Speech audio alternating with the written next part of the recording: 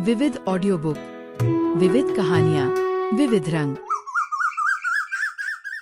नमस्कार, हमारे YouTube channel में आपका स्वागत है। चलिए शुरू करते हैं ब्योमकेश बख्शी की जासूसी कहानी, वसीयत का जंजाल। सुबह करीब 10 बजे का समय होगा। मैं नहाने की सोच रहा था कि बगल वाले कमरे में फोन की घंटी घनघना उठी। व्योमकेश ने जाकर फोन उठाया, फिर उसकी आवाज सुनाई दी। हेलो, कौन साहब? विधु बाबू, नमस्कार। कैसे हैं आप? सब ठीक है न सर? जी। क्या कहा? अरे वाह, मुझे आना है। ठीक है, कृपया पता बता दें।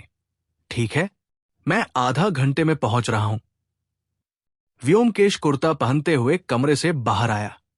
चलो, एक जगह जाना है, मर्डर हुआ है। विधु बाबू ने हमें बुलाया है। मैंने उठकर पूछा, कौन विधु बाबू? Deputy commissioner?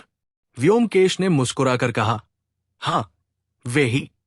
पर कह नहीं सकता कि इसके लिए किसको धन्यवाद दूं। उनकी बातों से तो नहीं लगता कि उन्होंने स्वयं बुलाया है। शायद आदेश ऊपर से ही मिला है। हमें अपने कामकाज के सिलसिले में अक्सर पुलिस के डिप्टी कमिश्नर विधु बाबू से मिलना होता है। वे दिखावा ज्यादा करते हैं। जब भी मौका मिलता है तो अपनी शेखी में हम लोगों को अपना लेक्चर पिलाना कभी नहीं भूलते और हर तरह से ये संकेत देने का प्रयास करते हैं कि व्योमकेश अपनी क्षमताओं और कौशल में उनसे बहुत नीचे है। व्योमकेश शेखी से भरी बातों को बहुत ही विनय से सुनता है और मन ही मन मुस्कराता रहता है। विधु बाबू अपनी बुद्धि और काबिलियत दिखाने के चक्कर में अक्सर पुलिस फाइलों की अनेक गोपनीय सूचनाओं को भी लीक कर देते थे। इसलिए जब जब व्योमकेश को पुलिस की जानकारियों की जरूरत पड़ती, वो विधु बाबू का लेक्चर सुनने चला जाता था। विधु बाबू अपनी जवानी में इतने जड़ बुद्धि नहीं थे। वे अपने कामकाज में चुस्त दुरुस्त थे, लेकिन पुलिस की घिसी पिटी नियमित कार्यप्रणाली की एक लयबद्ध निरंतरता ने उनके मस्तिष्क को भोथरा कर दिया था और उन्हें अब रूटीन कार्यों से ज्यादा कुछ सुझाई नहीं देता था। उनके सहयोगी उनके पीछे उन्हें बुद्ध बाबू कहा करते थे। बहरहाल, हम लोगों ने जल्दी से नाश्ता किया और निकल पड़े। बस से हमें पहुंचने में लगभग 20 मिनट लगे। वो जगह उत्तरी कलकत्ता के संपन्न इलाके में थी। हम लोग घर के नंबर देख रहे थे कि सामने एक घर के आगे 2 सिपाही खड़े दिखाई दे गए। हम समझ गए कि वही पता है जहां हमें जाना है। व्योमकेश ने जब अपना नाम बताया तो वे सिपाही एक ओर हट गए। बाहर से वो 2 मंजिला मकान साधारण लग रहा था, लेकिन अंदर जाकर देखा तो काफी विशाल दिखाई दिया।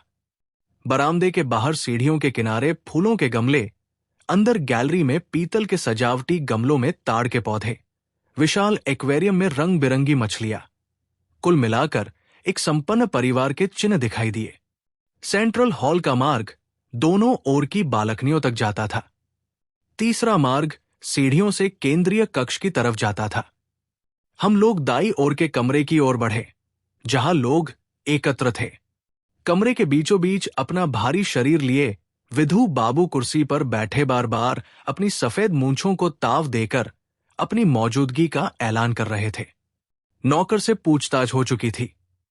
खानसामे की बारी थी। आंखों में आंसू लिए वो विधु बाबू के प्रत्येक प्रश्न पर भय से उछलकर कांपने लगता था। कुछ सिपाही खानसामा के पीछे खड़े थे। हमें देखते ही विधु बाबू के चेहरे पर हल्की नाराजगी का भाव दिखाई दिया। तो आए हैं आप लोग? बैठिए, ज्यादा कुछ नहीं है, साधारण मर्डर है, कोई उलझन नहीं है। साफ पता चल रहा है कि किसने मर्डर किया। वारंट भी जारी हो गया है, लेकिन चीफ का आदेश था कि आपको बुलाया जाए, इसलिए। उन्होंने जोर की आवाज में गला साफ करते हुए कहा, हमारे डिपार्टमेंट में सवाल तो किया जाता नहीं। अब चूंकि आप आ गए हैं तो देख ले एक बार। हालांकि कुछ है नहीं। वाकई, व्योमकेश बोला, सर, चूंकि स्वयं आपने चार्ज लिया है, मैं भला क्या नया देख पाऊंगा, लेकिन चूंकि कमिश्नर साहब ने स्वयं आदेश दिया है तो मैं इतना ही कर सकता हूं कि यहां रहकर आपकी सहायता करूं, वो भी यदि आपकी अनुमति हो तो। लेकिन हुआ क्या? मर्डर किसका हुआ है? खुशामद पहाड़ को भी पिघला देती है। विधु बाबू के चेहरे से रूखापन साफ हो गया। वे बोले, कराली बाबू इस घर के स्वामी हैं। उनकी हत्या रात को सोते समय कर दी गई। हत्या का तरीका थोड़ा विचित्र है, इसीलिए कमिश्नर परेशान है, लेकिन वास्तव में वो बहुत आसान है। मोतीलाल, जो कराली बाबू का एक भतीजा है, उसी ने की है ये करतूत और तभी से फरार है। व्योमकेश ने विनय के भाव से कहा, मेरे जैसा सीमित बुद्धि वाला व्यक्ति गूढ़ बातों को तभी समझ सकता है जब उसे विस्तार पूर्वक समझाया जाए। क्या आप एक बार पूरा वृत्तांत शुरू से बताने की कृपा करेंगे?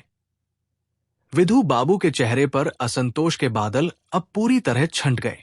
शान से मुस्कुराए और बोले, थोड़ा रुको, जरा मैं इससे पूछताछ पूरी कर लूं, फिर मैं सारी घटना बताता हूं। खानसामा अब भी वही खड़ा कांप रहा था। विधु बाबू उसे हड़काते हुए बोले, सावधानी से जो कहना सोच समझ कर कहना। एक गलती हुई नहीं की। ये हथकड़ी देख रहे हो? ठीक है, खानसामा ने घबरा कर कहा। जी सर। विधु ने अपनी शेष पूछताछ जारी रखते हुए कहा, कल रात जब तुमने मोतीलाल को घर से बाहर जाते देखा तो उस समय क्या बजा था? मैं घड़ी नहीं देख पाया सर, लेकिन उस समय 1 या 2 बजा था। एक बात बोलो, क्या बजा था? 1 या 2? सर, उस समय रात के करीब 12 या 1 बज रहा था। अच्छी तरह सोचो, विधु बाबू क्रोध में बोले। एक बार पक्का करके एक बात बोलो, क्या आधी रात थी? 1 बजा था या 2 बजा था? खानसामा गले में थूक सटक कर बोला, सर, आधी रात। उत्तर सुनकर बैठे सिपाही ने कागज पर नोट कर लिया। वो चोरों की तरह बिना आवाज किए भागा था, है ना? जी सर। जी हां सर। बात यह है कि अक्सर रातों को वे बाहर रहते हैं। फालतू बात मत करो। जो मैं पूछ रहा हूं उसी का जवाब दो। क्या तुमने मोतीलाल को नीचे आते देखा था? नहीं सर, मैंने उन्हें घर से बाहर जाते देखा था। तुमने उन्हें सीढ़ी से नीचे आते नहीं देखा था? कहाँ थे तुम उस समय? मैं सर। बोलते क्यों नहीं? कहाँ थे तुम उस समय? आतंकित स्वर में खानसामा हकलाकर बोला, माई बाप, सरकार। घर के सामने जो चाल है उसमें मेरे गांव के साथी रहते हैं। रात को काम पूरा होने के बाद मैं थोड़ी देर के लिए उनके पास बैठता हूं। ओह, तो ये बात है। तुम उस समय अपने दोस्तों के साथ गांजे के दम भर रहे थे, है ना? जी माई बाप। तो मुख्य दरवाजा खुला पड़ा था। क्यों? खानसामा भय से कांप गया। धीरे से बड़बड़ाया, जी सर। विधु बाबू त्योरी चढ़ाए कुछ देर बैठे रहे, फिर बोले, तो अपने अड्डे से तुम देख सकते थे कि घर में कौन घुस रहा है, कौन बाहर जा रहा है? जी सर, घर से कोई और बाहर नहीं निकला सर। अच्छा, तो ये बताओ तुम जब लौटे तो क्या समय था? सर, मोती बाबू के जाने के आधे घंटे बाद मैं वापस आ गया। तब तक सुकुमार बाबू लौट आए थे। क्या सुकुमार? वो कहां से लौटे थे? ये मुझे नहीं मालूम सर। वे कितने बजे लौटे थे? मोती बाबू के जाने के 20-25 मिनट बाद। विधु बाबू की त्योरियां और चढ़ गई। उन्होंने कुछ देर सोचकर कहा, तुम अब जा सकते हो। हमें जरूरत हुई तो तुम्हें फिर आना होगा। खानसामा ने झुककर फर्शी सलाम किया और खुश होकर नदारद हो गया। विधु बाबू ने सभी पुलिस अधिकारियों से कमरा खाली करने को कह दिया। कमरे में केवल व्योमकेश और मैं रह गए। उन्होंने हमारी ओर घूर कर कहा, देखा आप लोगों ने, एक आदमी ने सब कुछ कैसे उगल दिया। सब हो जाता है, केवल क्रॉस एग्जामिनेशन करना आना चाहिए। चलिए। हाँ, तो मैं आपको बताऊं, जब तक मैं पूरी कहानी खोलकर नहीं बताता तब तक आपके समझ में तो आने से रही। तो ठीक है, मुझे ही कहना होगा। मैंने सभी लोगों से पूछताछ कर पूरा वृत्तांत पता कर लिया है, तो ध्यान से सुनिए। व्योमकेश ने ध्यान से सुनने के लिए अपना सिर नीचे की ओर झुका दिया। तब विधु बाबू ने कहना शुरू किया। घर के मालिक का नाम कराली बाबू था। वे निस्संतान विधुर थे। काफी संपत्ति के मालिक कराली बाबू के कलकत्ता में 4-5 मकान थे और बैंक में लाखों रुपए की संपदा थी। उनका अपना परिवार तो नहीं था, पर उनके संरक्षण में 5 लोग पल रहे थे। इन 5 में इनके 3 भतीजे थे, मोतीलाल, माखनलाल और फणिभूषण तथा 2 उनकी स्वर्गवासी पत्नी के भांजी भांजा थे, सत्यवती और सुकुमार। ये 5 इसी घर में रहते थे। उनका दुनिया में और कोई नहीं था। कराली बाबू कोधी स्वभाव के व्यक्ति थे। उन्हें गठिया की शिकायत थी। इसके अलावा भी कई अन्य रोग लग गए थे, इसलिए वे अपने कमरे से बाहर नहीं जाते थे। लेकिन पूरा घर उनसे दैत्य की तरह डरता था। वे सनकी व्यक्ति थे और अपनी सनक में अपनी वसीयत बदलते रहते थे। आज एक के नाम, नाराज हुए तो दूसरे के नाम। इस प्रकार अब तक 3 वसीयत बना चुके थे, जो अब उनके लॉकर से प्राप्त हुई है। पहली वसीयत में उन्होंने माखन को अपनी सारी जायदाद का वारिस बनाया, दूसरे में मोतीलाल को और तीसरी तथा अंतिम वसीयत में सब कुछ सुकुमार के नाम कर दिया। ये तीसरी वसीयत परसों लिखी गई। अब सारी संपत्ति का वारिस सुकुमार है। हर बार कोई न कोई उनकी नाराजगी का शिकार हो जाता तो कराली बाबू उसका नाम काट देते। इसी संदर्भ में कल दोपहर कराली बाबू और मोतीलाल के बीच झड़प भी हुई। मोतीलाल स्वभाव से झगड़ालू है और ये जानकर कि वसीयत से उसको बेदखल कर दिया गया है, वो कराली बाबू के मुंह पर गाली गलौज कराया था। इसके बाद आधी रात के करीब मोतीलाल चुपचाप घर से बाहर चला गया। नौकर और खानसामा दोनों ने उसे बाहर जाते देखा और सुबह को कराली बाबू मृत पाए गए। पहले कोई नहीं जान पाया कि उनकी मृत्यु कैसे हुई। मैंने आकर पता लगाया। उनकी मृत्यु एक सुई से की गई थी, जिसे गले और रीढ़ की संधि, मेंडुला और वेस्टब्रा के मध्य में घूम पा गया था। जब विधु बाबू रुके तो व्योमकेश ने सिर उठाया। क्या आश्चर्य! रीढ़ की हड्डी और मेंडुला के बीच में सुई घूमकर हत्या। ये तो अंग्रेजी के उपन्यास ब्राइड ऑफ लेमरमोर जैसा है। एक क्षण रुकने के बाद वो बोला, आपने तो पहले ही मोतीलाल के नाम वारंट जारी कर दिया है। क्या वो कहीं कामकाज करता है? उसके बारे में क्या कोई जानकारी है? नहीं, कुछ नहीं। विधु बाबू बोले, 8वीं तक पढ़ा, बाद में आवारागर्दी करता रहा। अपने काका के बल पर जिंदा है और बाजारू घटिया जीवन जीता है। और माखनलाल? व्योमकेश ने पूछा। ये महाशय भी वैसे ही हैं, लेकिन इतने घटिया नहीं है। गांजा सुल्फा पीता है पर पक्का गंजेड़ी नहीं हुआ है। और फणिभूषण? ये महाशय लंगड़दीन है। वो कहावत है ना, लंगड़ा और अंधा क्या गुल नहीं खिला सकता, पर ये ठीक ठाक है। लंगड़ा होने के कारण वो घर से बाहर नहीं जा सकता। तीनों भाइयों में यही है जिसमें मानवीय गुण दिखाई दे जाते हैं। और ये सुकुमार, ये क्या है? सुकुमार अच्छा लड़का है, मेडिकल कॉलेज में फाइनल ईयर का छात्र है। उसकी बहन सत्यवती भी कॉलेज जाती है। ये दोनों ही वृद्ध महाशय की देखभाल करते थे।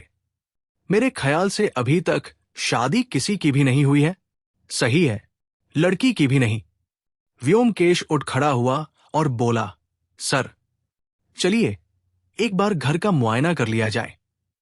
मैं समझता हूं, अभी लाश को हटाया नहीं गया है। नहीं, कहकर विधु बाबू अनिच्छा से उठे और आगे आगे सीढ़ियां चढ़ने लगे। सीढ़ियां दोनों ओर से ऊपर जाकर एक जगह मिलती है और प्रथम तल्ले तक पहुंचती है। सीढ़ियों के ठीक नीचे के कमरे को देखकर व्योमकेश ने पूछा, उसमें कौन रहता है? विधु बाबू बोले, ये मोतीलाल का कमरा है। अपनी इच्छानुसार वो नीचे के कमरे में रहना पसंद करता है।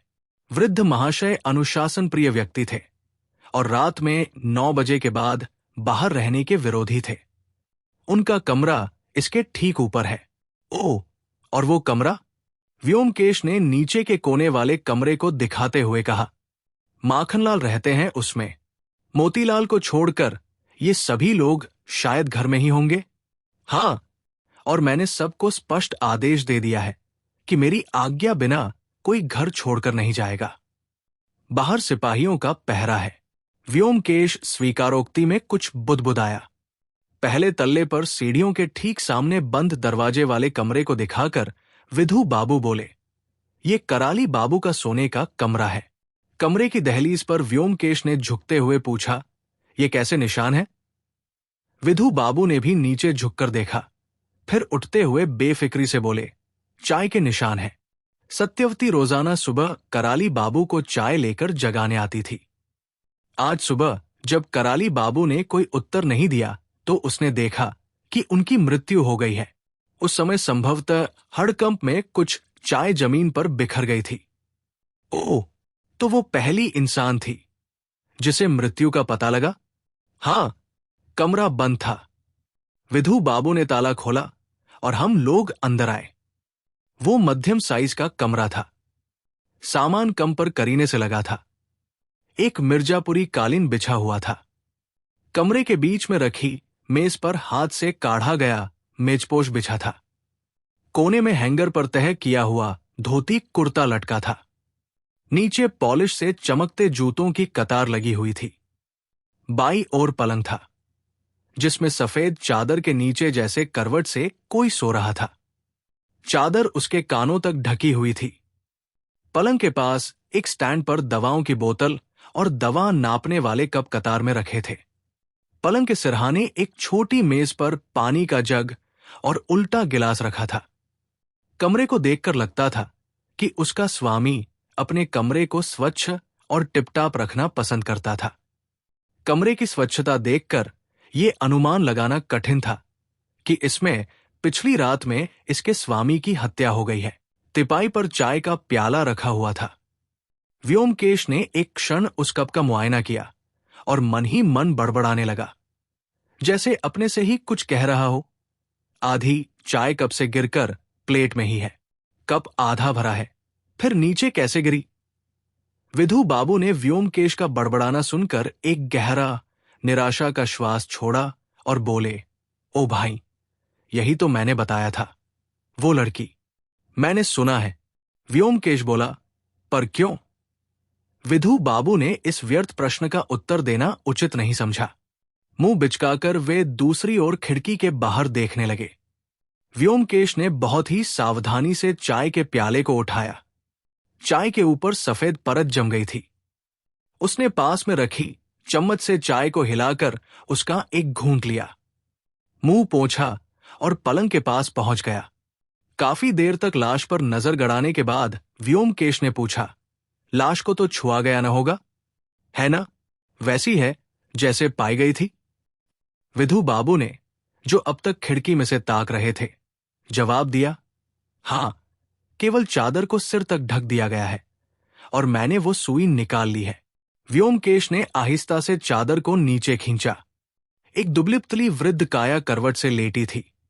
लगा जैसे वे गहरी नींद में अब भी सो रहे हैं।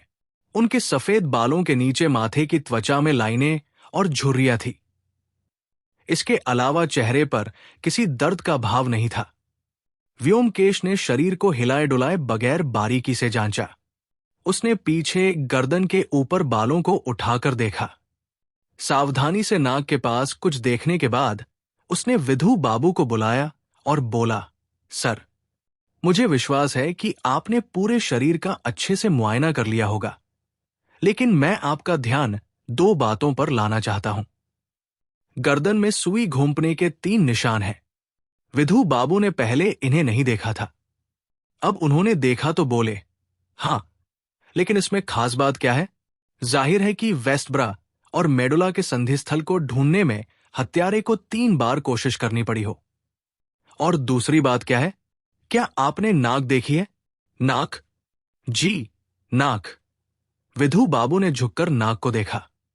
मैंने भी झुककर नजदीक से देखा। नाक के छेदों के इर्द गिर्द कुछ छोटे छोटे चिन्ह हैं, जैसे सर्दियों में त्वचा फटने से हो जाते हैं। विधु बाबू ने कहा, शायद उन्हें सर्दी जुकाम हुआ हो। उस स्थिति में बार बार नाक पोंछने पर कुछ चिन्ह हो जाते हैं। पर इससे इस केस का क्या मतलब निकलता है भाई, ये तो बताओ। उन्होंने मजाक के लहजे में कहा, कुछ नहीं, कुछ नहीं। चलिए हम लोग बगल के कमरे में चलते हैं। शायद वो कराली बाबू का काम करने का कमरा था, जिसमें वे अधिकांश समय बिताते थे। कमरे में मेज, कुर्सियां, टाइपराइटर और बुकशेल्फ थे। विधु बाबू ने मेज पर लगे लॉकर की ओर इशारा करके बताया, उनकी सभी वसीयतें यहीं से मिली।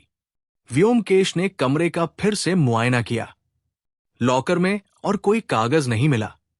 कमरे की दूसरी ओर छोटा सा टॉयलेट था। व्योमकेश ने झांक कर देखा और वापस आते हुए बोला, अब और कुछ देखना नहीं है, चलिए हम लोग सुकुमार बाबू के कमरे में चलते हैं। वही ना अंतिम वारिस में हकदार है। अरे हाँ, क्या मैं एक बार उस सुई को देख सकता हूं? विधु बाबू ने जेब से एक लिफाफा निकालकर उसमें से सुई को निकालकर 2 उंगलियों में पकड़कर दिखाया। वो साधारण सुई से बड़ी थी, जैसी कि मोटे धागे की सिलाई में इस्तेमाल होती है। सुई के छेद में धागा अटका हुआ था। व्योमकेश ने बड़ी बड़ी आंखों से उसे देखा और धीरे से बोला, आश्चर्य, बड़ा आश्चर्य है। क्या आश्चर्य है? ये धागा देख नहीं रहे? ये काला रेशमी धागा। हां, वो तो मैं देख रहा हूं, पर ईश्वर के लिए ये तो बताइए कि इसमें आश्चर्य क्या है? सुई में धागा है। व्योमकेश ने एक नजर विधु बाबू के चेहरे पर डालकर स्वयं ही अपना मजाक बनाने लगा। वाकई, अब इसमें क्या आश्चर्य? सुई में धागा नहीं होगा तो क्या होगा? सुई का और काम भी क्या है? उसने सुई को लिफाफे में रखते हुए कहा और विधु बाबू को लिफाफा लौटा दिया। चलिए अब सुकुमार बाबू के कमरे में चलते हैं। गलियारे में दाईं तरफ कोने का कमरा सुकुमार बाबू का था। दरवाजा बंद था। विधु बाबू ने खटखाए बगैर धक्का देकर खोल दिया। सुकुमार मेज पर कोहनी रखकर बैठा था और हाथों में सिर को पकड़े हुए था। हमारे प्रवेश करते ही वो उठ गया। एक ओर पलंग था, दूसरी ओर मेज, कुर्सी और बुकशेल्फ था। ऊंचे डेस्क दीवार से लगे हुए थे। मेरे अनुमान में सुकुमार की उम्र 24-25 के लगभग होगी। देखने में आकर्षक, शरीर गठा हुआ, लेकिन घर में भयानक दुर्घटना के प्रभाव ने पूरे शरीर को पीला करके त्वचा को सुखा दिया था। आंखों के नीचे स्याह गोले उभर आए थे। हम तीनों को अंदर आते देखकर उसकी आंखों में भय तैरने लगा। विधु बाबू ने कहा, सुकुमार बाबू, ये व्योमकेश बख्शी है, ये आपसे बात करना चाहेंगे। सुकुमार ने गला साफ करते हुए कहा, बैठिए, बैठिए ना। व्योमकेश उसकी मेज के सामने बैठ गया। उसने मेज पर रखी पुस्तक ग्रेज एनाटॉमी को उठाया और उसके पृष्ठ पलटते हुए बोला, कल आधी रात को आप कहां से आए थे, सुकुमार बाबू?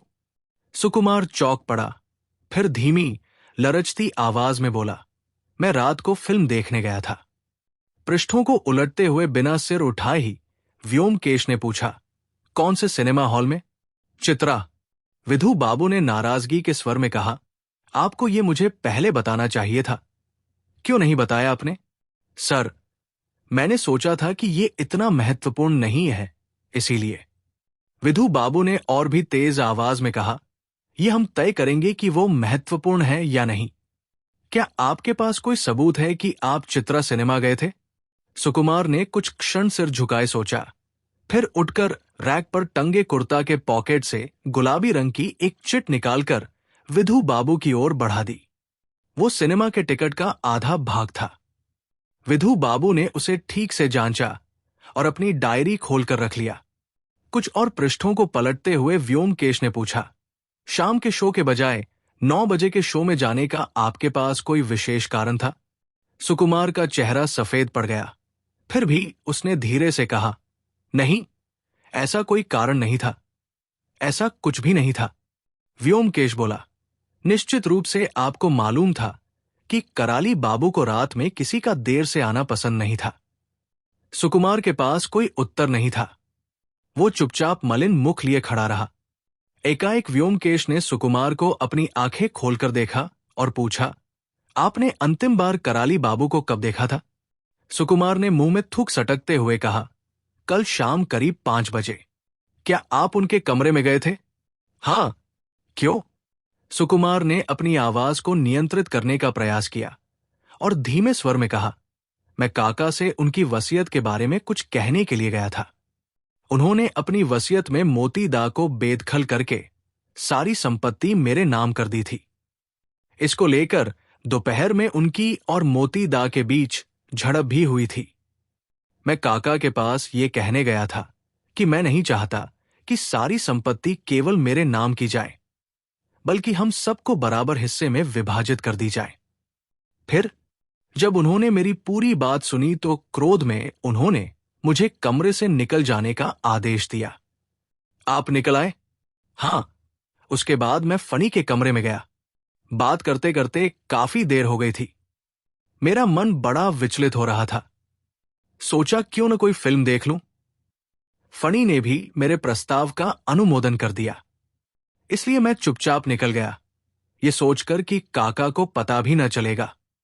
प्रत्यक्षतः विधु बाबू सुकुमार की दलील पर पूर्णतः संतुष्ट दिखाई दिए, लेकिन व्योमकेश के चेहरे पर अब भी शिकन मौजूद थी, जिसे देखकर विधु बाबू ने कुछ उखड़े स्वर में कहा, व्योमकेश बाबू, आप अपनी मंशा क्यों नहीं बताते? क्या आप सुकुमार बाबू पर हत्यारा होने का शक कर रहे हैं? व्योमकेश उठ खड़ा हुआ और बोला, अरे नहीं नहीं, बिल्कुल नहीं। चलिए हम लोग अब सुकुमार बाबू की बहन के कमरे में चलते हैं। विधु बाबू ने अब रूखी आवाज में कहा, ठीक है चलिए। लेकिन वो बेचारी कुछ नहीं जानती, और दरअसल में उस बेचारी लड़की को बेवजह क्या इस सब में घसीटना जरूरी है? मैंने पहले ही उसका बयान ले लिया है। व्योमकेश ने अन्य स्वर में उत्तर दिया, जी हां, जरूर जरूर, फिर भी बस एक बार यदि मैं। लड़की का कमरा गलियारे के दूसरे छोर पर था। विधु बाबू ने दरवाजा खटखटाया। लगभग आधे मिनट बाद एक 17-18 वर्ष की लड़की ने दरवाजा खोला और हमें देखकर एक ओर हो गई। कुछ संकोच के साथ हम लोग कमरे के अंदर प्रविष्ट हुए। हमारे पीछे सुकुमार, जो हमारे पीछे पीछे आ रहा था, कमरे में घबराया हुआ और पलंग पर लेट गया। प्रवेश करते समय मैंने लड़की को देख लिया था। वो कद में ऊंची, दुबली और सावली लड़की थी। बार बार रोने से उसकी आंखें सूज आई थी, इसलिए यह कहना मुश्किल है कि वो सुंदर कही जाएगी या नहीं। उसके बाल उलझे और तितर बितर थे। शोक में डूबी एक लड़की से यो पूछताछ मेरे लिए भी क्रूरता से कम नहीं थी, और इसके लिए मन ही मन में व्योमकेश से नाराज भी हो रहा था। लेकिन फिर मैंने व्योमकेश की आंखों में संकोच के बावजूद एक प्रकार की मजबूरी की झलक भी देखी थी। व्योमकेश ने विनम्रता से हाथ जोड़कर अभिवादन करते हुए कहा, क्षमा करें, मैं आपको थोड़ा कष्ट दूंगा। मैं समझता हूं आपको कोई परेशानी नहीं होगी। घर में जब ऐसी दुख भरी घटना घटती है तो और अनेक कठिनाइयों के साथ साथ पुलिस की तफ्तीश जैसी छोटी मोटी दिक्कतें बर्दाश्त करनी पड़ जाती है। विधु बाबू ने फौरन विरोध प्रकट किया। बौखलाकर गरजे, पुलिस को क्यों बदनाम करते हैं? आप पुलिस में नहीं हैं। व्योमकेश ने विधु बाबू की आवाज को अनसुना करते हुए अपने उसी लहजे में कहा, अधिक कुछ नहीं, वही कुछ नियमित प्रश्न। कृपया बैठ जाए। और उसने कुर्सी की ओर संकेत किया। लड़की ने व्योमकेश को तिरस्कृत नजरों से देखा और शोकग्रस्त टूटी आवाज में बोली, आपको जो पूछना है पूछिए, मैं बैठे बिना ही जवाब दे सकती हूं। आप बैठना नहीं चाहती तो ठीक है, मैं ही बैठ जाता हूं। व्योमकेश ने बैठकर एक नजर कमरे के अंदर डाली। सुकुमार के कमरे की तरह यह भी साधारण रूप से सजा कमरा दिखाई दिया। कहीं किसी प्रकार का आइबर नहीं। साधारण पलंग, मेज, कुर्सी, एक बुक शेल्फ, एक अतिरिक्त वस्तु केवल दराज वाली ड्रेसिंग टेबल थी। ध्यान हटाने के लिए व्योमकेश ने कमरे की छत में लगे बीमों को देखते हुए कहा, आप ही हैं जो रोजाना कराली बाबू को सुबह की चाय पहुंचाती थी? लड़की ने स्वीकारोक्ति में अपने सिर को हिला दिया। व्योमकेश बोला, तो आज सुबह जब आप चाय लेकर कराली बाबू के पास गई थी, तब आपको उनकी मृत्यु का पता लगा? लड़की ने फिर स्वीकारोक्ति में सिर हिलाया। आपको यह पहले पता नहीं था? विधु बाबू फिर बड़बड़ाए। बेकार प्रश्न, बिल्कुल व्यर्थ और मूर्खों वाला प्रश्न व्योमकेश ने फिर अनसुना करते हुए अपनी बात जारी रखी। क्या कराली बाबू अपने कमरे का दरवाजा रात में खुला ही रखते थे? हां, घर में किसी को भी दरवाजा बंद करने की अनुमति नहीं थी। काका भी रात में सोते समय दरवाजा खुला ही रखते थे। अच्छा, फिर? जैसे अब धैर्य का पैमाना चुक गया हो, विधु बाबू चिल्लाए, बस बहुत हुआ, अब चलिए यहां से। ऐसे फिजूल सवालों से बेचारी लड़की को परेशान करने की कोई जरूरत नहीं।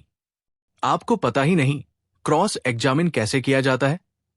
इस घटना ने व्योमकेश के चेहरे से विनम्रता के आवरण को उतार फेंका। एक घायल बाघ की तरह विधु बाबू पर टूट पड़ा। उसने कड़कती पर सधी आवाज में कहा, यदि आप इसी तरह मेरे काम में बाधा पहुंचाते रहे तो मुझे कमिश्नर से शिकायत करनी पड़ेगी कि आप मेरी जांच पड़ताल में बाधा पहुंचा रहे हैं। क्या आप जानते हैं कि ऐसे केस पुलिस के कार्यक्षेत्र में नहीं पड़ते, बल्कि सीआईडी के होते हैं? विधु बाबू एकदम सन्न रह गए, आश्चर्यचकित। इतना कि कोई उन्हें थप्पड़ भी मार देता तो नहीं होते। वे कुछ क्षण आग्नेय नेत्रों से व्योमकेश को घूरते रहे। कुछ बोलने को उतावले दिखे पर अपने आप को जब्त कर लिया और क्रोध में पैर फटकारते हुए कमरे से बाहर निकल गए। व्योमकेश ने दोबारा ध्यान केंद्रित करके फिर पूछा, आपको कराली बाबू की मृत्यु का पहले पता नहीं लगा? सावधानी से सोचकर उत्तर दीजिए। मैंने सोच लिया है, मुझे पहले पता नहीं लगा। उसकी आवाज में एक प्रकार की जिद का एहसास था। व्योमकेश कुछ देर शांति से बैठा रहा, पर उसकी भ्रिकुटी तनी हुई थी। वो फिर बोला, चलिए अब मुझे ये बताइए कि कराली बाबू चाय में कितनी चीनी पीते थे? लड़की बड़ी बड़ी आंखों से ताकती रही, फिर आहिस्ता से बोली, चीनी? काका अपनी चाय में काफी चीनी पीते थे, 3-4 चम्मच चीनी। दूसरा प्रश्न बंदूक से निकला बुलेट जैसा था। तब आपने सुबह की चाय में चीनी क्यों नहीं डाली? ये सुनते ही लड़की का चेहरा सूख गया। उसने चारों ओर भय से देखा, फिर अपने होठों को काटते हुए अपने पर नियंत्रण किया और बोली, शायद मैं भूल गई। कल से मेरी तबीयत ठीक नहीं थी। क्या कल आप कॉलेज गई थी? हां, भर्राई आवाज में अब भी जिद थी।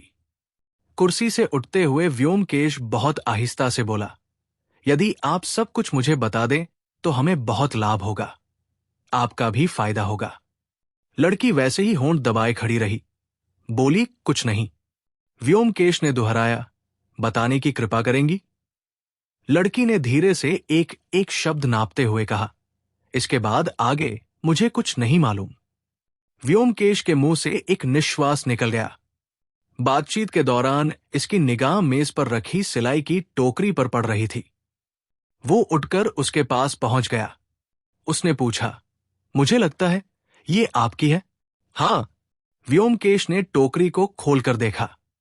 अंदर एक अधूरे मेजपोश के साथ रंगीन धागों के गुच्छे पड़े हैं। व्योमकेश ने उन गुच्छों को हाथ में उठाया और मन ही मन बड़बड़ाते हुए गिनने लगा।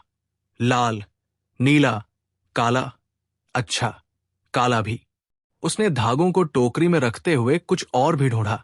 उसने तह किए मेजपोश को भी खोलकर देखा और लड़की को देखते हुए पूछा, सुई कहाँ गई? लड़की तब तक पत्थर की मूर्ति बन चुकी थी। उसके मुंह से केवल एक शब्द निकला, सुई। व्योमकेश ने कहा, हां, सुई, जिससे आप सिलाई करती हैं। वो कहाँ गई? लड़की कुछ कहना चाहती थी, लेकिन कह नहीं पाई। एकाएक वो मुड़ी और दादा शब्द बड़बड़ाती हुई पलंग पर बैठे सुकुमार की ओर दौड़ी और उसकी गोद में सिर रखकर फूट फूट कर रोने लगी। सुकुमार घबरा गया। उसका सिर ऊपर करके कोशिश करते हुए कहता रहा, सत्या, सत्या। सत्यवती ने सिर ऊपर नहीं उठाया। वो रोती रही। व्योमकेश उन लोगों के पास जाकर धीरे से बोला, आपने ठीक नहीं किया। जानती हैं, आपको मुझे सब कुछ बता देना चाहिए था। मैं पुलिस का आदमी नहीं हूं। यदि आप मुझे सब कुछ बता देती तो आपको ही फायदा होता। चलो अजित, हम लोग चलते हैं। कमरे से बाहर निकलकर व्योमकेश ने सावधानी से दरवाजा बंद कर दिया। कुछ क्षण के लिए वो खड़ा सोचता रहा, फिर बोला, हां, फणी बाबू के कमरे में चले। मेरे ख्याल से उनका कमरा उधर है। हम लोग गलियारे में कराली बाबू के कमरे को पार कर कोने वाले कमरे के सामने पहुंचे। व्योमकेश ने दरवाजा खटखटाया। एक 21-22 वर्ष के युवक ने दरवाजा खोला। व्योमकेश ने पूछा, आप ही फणी बाबू हैं? उसने स्वीकारोक्ति में सिर हिलाया। जी, कृपया अंदर आ जाइए। उसकी आकृति से ये आभास तो होता था कि उसके शरीर में कहीं दोष है, पर है कहाँ है, ये तुरंत पता नहीं चलता था। उसका शरीर काफी गठा हुआ था, किंतु मुंह पर कष्ट सहने से पैदा होने वाली सिलवटें साफ दिखाई देती थी। जैसे ही हम कमरे में घुसे, उसने आगे बढ़कर कुर्सी की ओर इशारा किया, कृपया बैठिए। उसकी चाल से पता चल गया कि दोष उसके दाएं पैर में है। वो बहुत ही पतला, कटे हुए अंग जैसा था, इसलिए चलते समय उसकी चाल में लोच आता था। मैं पलंग की एक ओर बैठ गया और व्योमकेश दूसरी ओर। व्योमकेश को देखकर लगा जैसे उचित शब्दों को ढूंढ रहा हो। फिर जरा अन्य मंच खोकर बोला, मैं समझता हूं आप ये जान गए होंगे कि पुलिस आपके भाई मोतीलाल पर शक कर रही है। मैं जानता हूं, फणी बोला, पर अपनी ओर से निश्चित रूप से कह सकता हूं कि दादा बेकसूर है। वो गुस्सैल और झगड़ालू जरूर है, पर काका की हत्या करने की क्षमता नहीं रखते। वसीयत से अपने नाम बेदखल किए जाने के बाद भी ये संस्कार केवल मोतीदा पर ही नहीं, हम सब पर लागू होता है, तो मोतीदा पर ही शक क्यों किया जाए?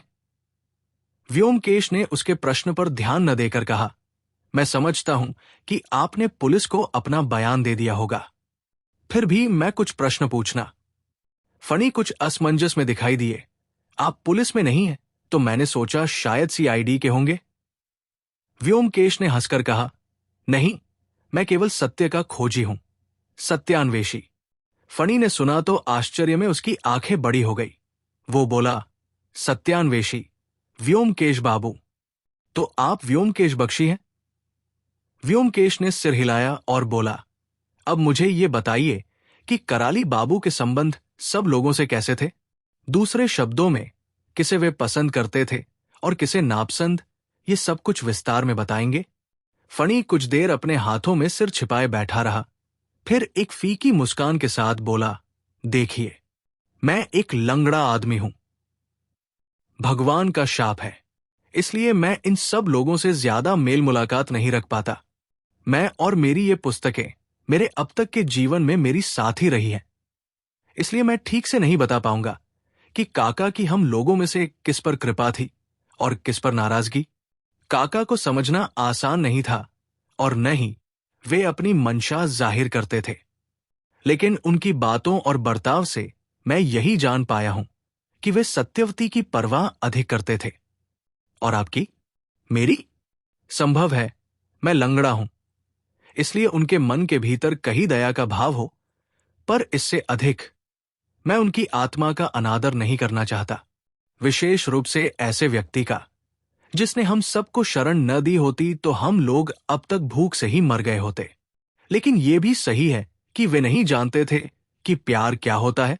व्योमकेश बोला, शायद आपको मालूम हो कि उन्होंने अपनी वसीयत में सारी संपत्ति सुकुमार के नाम की है। फणी थोड़ा मुस्कुराकर बोला, मैंने सुना है, और इसमें कोई संदेह भी नहीं होना चाहिए कि हम सब में सुकुमार ही योग्य व्यक्ति है। लेकिन इससे ये नहीं कहा जा सकता कि काका के हृदय में क्या है। वे क्षणिक आवेश के व्यक्ति थे, जरा सी बात पर बिगड़ जाते और टाइपराइटर पर टप टप करके अपनी वसीयत बदल देते थे।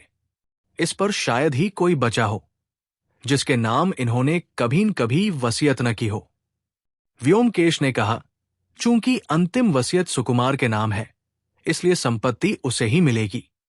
फणी बोला, अच्छा, मुझे कानून की इतनी जानकारी नहीं है।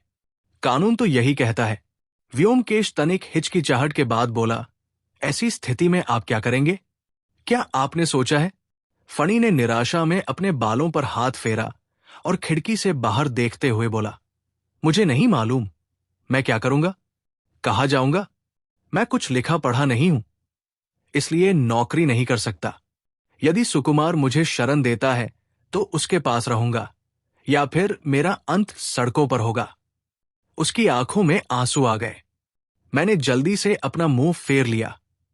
व्योमकेश ने ध्यान दिए बिना ही कह किया, सुकुमार बाबू कल आधी रात को लौटे थे। फणी ने चौंक कर पूछा, आधी रात? अरे हां, वो कल रात सिनेमा देखने गया था। व्योमकेश ने पूछा, क्या आप अनुमान लगा सकते हैं कि कराली बाबू की हत्या कब हुई? क्या आपको कोई आवाज या कुछ और सुनाई दिया था? कुछ नहीं। शायद सुबह तड़के। नहीं, उनकी हत्या आधी रात को हुई।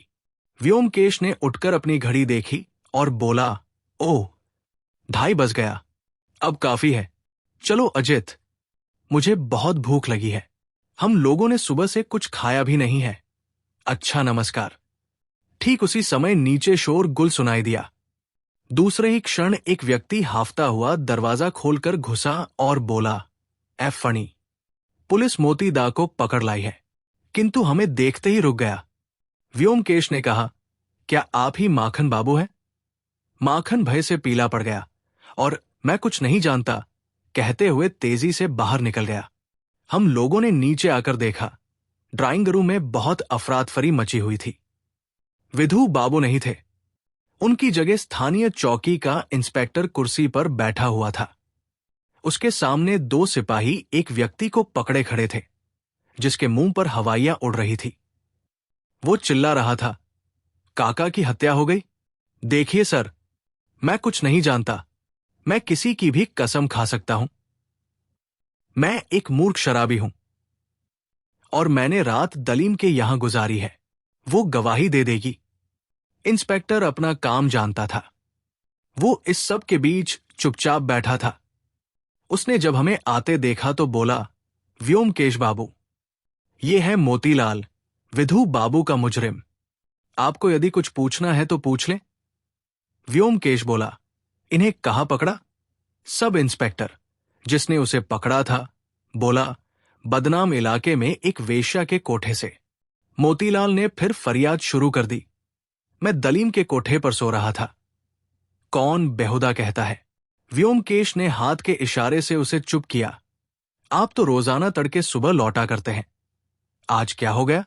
मोतीलाल ने खूंखार लाल आंखों से चारों ओर देखा और बोला, क्या हो गया क्या? मैं नशे में मदहोश था। मैंने रात में विस्की की 2 बोतलें खाली कर दी थी, इसलिए सुबह उठ नहीं पाया। व्योमकेश ने इंस्पेक्टर को देखकर सिर हिला दिया। इंस्पेक्टर बोला, इसे ले जाओ और बंद कर दो। जैसे ही सिपाही मोतीलाल को ले जाने लगे, उसने चीखना चिल्लाना शुरू कर दिया। व्योमकेश ने पूछा, विधु बाबू कहाँ हैं? वे करीब घंटा भर पहले चले गए और बोल कर गए हैं कि शाम को 4 बजे के लगभग आएंगे। तो ठीक है, हम लोग भी अब चलते हैं। हम लोग कल सुबह आएंगे। अरे हाँ, ये तो बताइए कि क्या सभी कमरों की तलाशी हो गई है? कराली बाबू और मोती बाबू के कमरों की तलाशी हो चुकी है। विधु बाबू ने और किसी कमरे की तलाशी को जरूरी नहीं समझा। मोतीलाल के कमरे से कुछ निकला? कुछ नहीं। मैं वसीयत को नहीं पढ़ पाया हूं। मेरे ख्याल से विधु बाबू ने उन्हें सील कर दिया है। खैर, कल तक देख लूंगा। तो ठीक है, फिर मिलते हैं। इस बीच कोई नई घटना घटे तो कृपया खबर करेंगे। और हम लोग घर वापस आ गए। रात में व्योमकेश ने कराली बाबू के घर का एक नक्शा बनाया और उसे मुझे दिखाने लगा। ये देखो, कराली बाबू के कमरे के ठीक नीचे मोतीलाल का कमरा है। माखन उसके बगल वाले कमरे में रहता है। फणी के कमरे के नीचे ड्राइंग रूम है, जिसमें पुलिस ने अपनी दुकान लगाई है। सत्यवती का कमरा रसोई घर के ऊपर है और खानसामा सुकुमार के कमरे के नीचे सोता है। मैंने पूछा, इस नक्शे का उपयोग क्या है? कुछ नहीं, व्योमकेश ने कहा और नक्शे के अध्ययन में लग गया। मैंने पूछा, तुम्हें क्या लगता है, मोतीलाल ने हत्या नहीं की है, यही ना? नहीं, उसने नहीं की है, ये तो निश्चित है। तो कौन हो सकता है? ये कहना बहुत मुश्किल है। यदि मोतीलाल को अलग कर दिया जाए तो रहते हैं फणी, माखन, सुकुमार और सत्यवती। इनमें से कोई भी हो सकता है। इन सबका उद्देश्य एक ही रहेगा। मैंने चकित होकर कहा, सत्यवती भी? क्यों नहीं? लेकिन वो स्त्री है। यदि कोई स्त्री किसी को प्यार करती हो तो वो उसके लिए कुछ भी कर सकती है। लेकिन इसमें उसका व्यक्तिगत हित क्या था? वसीयत तो उसके भाई को मिलने वाली थी। तुम अब तक समझे नहीं? जब एक व्यक्ति किसी भी क्षण में अपनी वसीयत बदल देता हो, यदि उसे ही हटा दिया जाए तो उसके वसीयत बदलने का प्रश्न ही नहीं रह जाता। मैं किंकर्तव्य विमूढ़ बना बैठा ही रह गया। मैंने ये तो कभी सोचा ही नहीं था। मैंने कहा, तो अब तुम सोच रहे हो कि सत्यवती? मैंने ये तो नहीं कहा। हो सकता है सुकुमार हो, यह भी हो सकता है कि कोई बाहरी व्यक्ति हो, किंतु सत्यवती कोई साधारण स्त्री नहीं है। मैं फिर सोचने लगा। पिछले कुछ घंटों में इतनी अप्रत्याशित घटनाएं घट चुकी है, इतनी परस्पर विरोधी शंकाएं आती जाती रही है कि घटना को एक सूत्र में बांधना लगभग असंभव है। जितना सुलझाने का प्रयास होता है, मामला उतना ही उलझता जा रहा है। अंततः मैंने प्रश्न किया, लाश को देखने के बाद तुम्हारा विचार क्या है? मेरा मत यह है कि कराली बाबू की हत्या से पूर्व हत्यारे ने उन्हें क्लोरोफार्म से बेहोश किया है। ये कैसे जाना? हत्यारे ने गले में 3 बार छेद किया। यदि क्लोरोफार्म न दिया होता, कराली बाबू पहले प्रयास में ही नींद से जाग गए होते। तुम्हें याद है नाक पर वे चिन्ह? ये क्लोरोफार्म देने के चिन्ह है। और सुई को 3 बार छेदने का रहस्य क्या है? इसका अर्थ है कि हत्यारा पहले दोनों छेदों में सही स्थल को नहीं ढूंढ पाया। लेकिन यह उतना महत्वपूर्ण नहीं है, बल्कि महत्वपूर्ण यह है कि हत्यारा सुई को यूं ही गढ़ा क्यों छोड़ गया। काम हो जाने पर यदि उसे हटा दिया जाए तो सबूत भी हट जाता है, तो क्यों उसे वहां छोड़ा जाए? हो सकता है जल्दी में उसे निकालना ही भूल गया हो। लेकिन एक बात और, तुम्हें यह कैसे मालूम हुआ कि हत्या आधी रात को हुई? यह तो केवल अनुमान है, लेकिन अगर सत्यवती ने कभी सच बोला, तुम देखोगे कि मैं सही हूं। डॉक्टर की रिपोर्ट मेरी बात का सत्यापन करेगी। व्योमकेश बैठकर छत की ओर ताकता रहा, फिर बोला, सुकुमार की मेज पर जो पुस्तक रखी थी, उसका शीर्षक था प्रेज एनाटॉमी। पूरी पुस्तक में केवल एक ही पृष्ठ पर कुछ लाइनों के नीचे लाल पेंसिल से मार्क किया गया था। अच्छा, वे लाइनें क्या थी? वे लाइनें थी, यदि मेडुला और पहली वेस्टब्रा के संधि स्थान पर सुई घूंपी जाए तो तत्काल मृत्यु हो जाती है। मैं जोश में लगभग उछल पड़ा। तब क्या? पर विचित्र बात यह कि मैंने सुकुमार की मेज पर कहीं भी लाल पेंसिल को नहीं पाया। एकाएक व्योमकेश फर्श पर चहलकदमी करने लगा। उसकी आंखों पर चढ़ी त्योरिया स्पष्ट दिखाई दे रही थी। मेरे दिमाग में प्रश्नों की झड़ी लगी हुई थी, लेकिन व्योमकेश को छेड़ने की हिम्मत नहीं हो रही थी।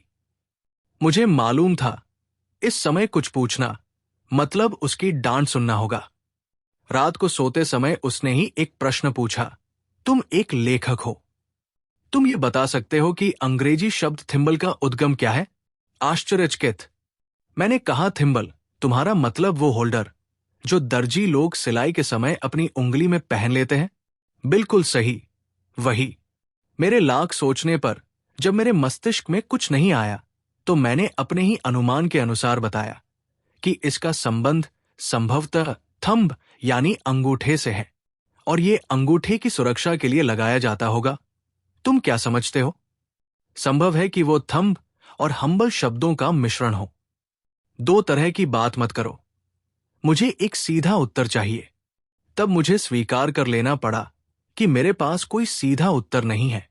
लेकिन मैंने भी उससे पूछ ही लिया, क्या तुम्हारे पास है? नहीं, मेरे पास होता तो मैं तुमसे क्यों पूछता? व्योमकेश फिर कुछ नहीं बोला। मैं भी भाषा की जटिलता पर सोचते सोचते कब सो गया, मुझे याद नहीं। दूसरे दिन उठते ही देखा व्योमकेश सुबह ही निकल गया है। मुझे उसका अकेले चला जाना अखरा भी। फिर मैंने सोचा, शायद मुझे न ले जाने का उसके पास जायज कारण रहा हो। संभव है उसकी जांच पड़ताल में कोई बाधा आती हो। वो 11 बजे के लगभग लौटा। उसने कमीज उतार दी और पंखे के नीचे बैठकर सिगरेट सुलगा ली। मैंने पूछा, क्या हुआ? उसने सिगरेट का भरपूर कश लिया और धीरे धीरे धुआं छोड़ते हुए बोला, मैंने सभी वसीयतें पढ़ ली है। उन सभी पर नौकर और खानसामा की गवाही मौजूद है, दोनों के हस्ताक्षर है, और मैंने उन्हें सब कमरों की तलाशी लेने के लिए कह दिया है। किंतु विधु बाबू ने जो मैं कहूं उसके ठीक विपरीत काम करने की कसम खा ली है। अंत में उनसे काम करवाने के लिए मुझे कहना पड़ा कि वे यदि तलाशी नहीं लेते हैं तो मुझे कमिश्नर साहब से शिकायत करनी पड़ेगी। और क्या है? और क्या होगा? वे अब भी मोतीलाल के पीछे पड़े हैं। कुछ क्षण रुकने के पश्चात बोला, लड़की बहुत मजबूत है। जिस तरह से उसने होठों को सिल लिया है, बोलने का नाम ही नहीं लेती, और वही इन तमाम रहस्यों की कुंजी है। जो भी है, देखा जाएगा। यदि विधु बाबू सभी कमरों की अच्छे से तलाशी करवाते हैं तो कहीं से कुछ भी निकल सकता है। तुम किस चीज के निकल आने की उम्मीद कर रहे हो? कौन जाने, कुछ छोटी मोटी चीज, शायद केमिस्ट की पर्ची या पेंसिल या, किंतु अनुमान लगाने से कोई मतलब नहीं निकलता। चलो तैयार हो जाओ, काम शुरू करने का समय हो गया। व्योमकेश दोपहर भर आराम कुर्सी पर आंख बंद करके लेटा रहा। लगता था जैसे वो कुछ होने का इंतजार कर रहा था। 3 बजते बजते पुत्तीराम चाय लेकर आ गया। व्योमकेश ने शांति से चाय पी और फिर उसी पोज में लेट गया। लगभग 3:30 बजे दूसरे कमरे में फोन की घंटी बजने लगी। व्योमकेश ने जाकर फोन उठाया। जी, कौन साहब? ओह, इंस्पेक्टर, कुछ मिला? सुकुमार बाबू के कमरे की तलाशी हो गई। वाह वाह, तो विधु बाबू ने अंत में। कमरे में क्या मिला? क्या? सुकुमार बाबू को गिरफ्तार कर लिया गया। और भी कुछ मिला? क्लोरोफार्म की बोतल, शेल्फ की पुस्तकों के पीछे, और वसीयत में फणी बाबू। सही है, सही है। पटेशंस, क्रम संचय के सिद्धांत के अनुसार अब उनकी बारी है। क्या उनकी बहन को भी गिरफ्तार किया गया है? नहीं। चलो ठीक है। क्या कमरे में और कुछ, जैसे लाल पेंसिल? नहीं। आश्चर्य है। कोई अन्य सिलाई की वस्तु? तो क्या विधु बाबू है वहां? मोतीलाल को छोड़ने गए हैं।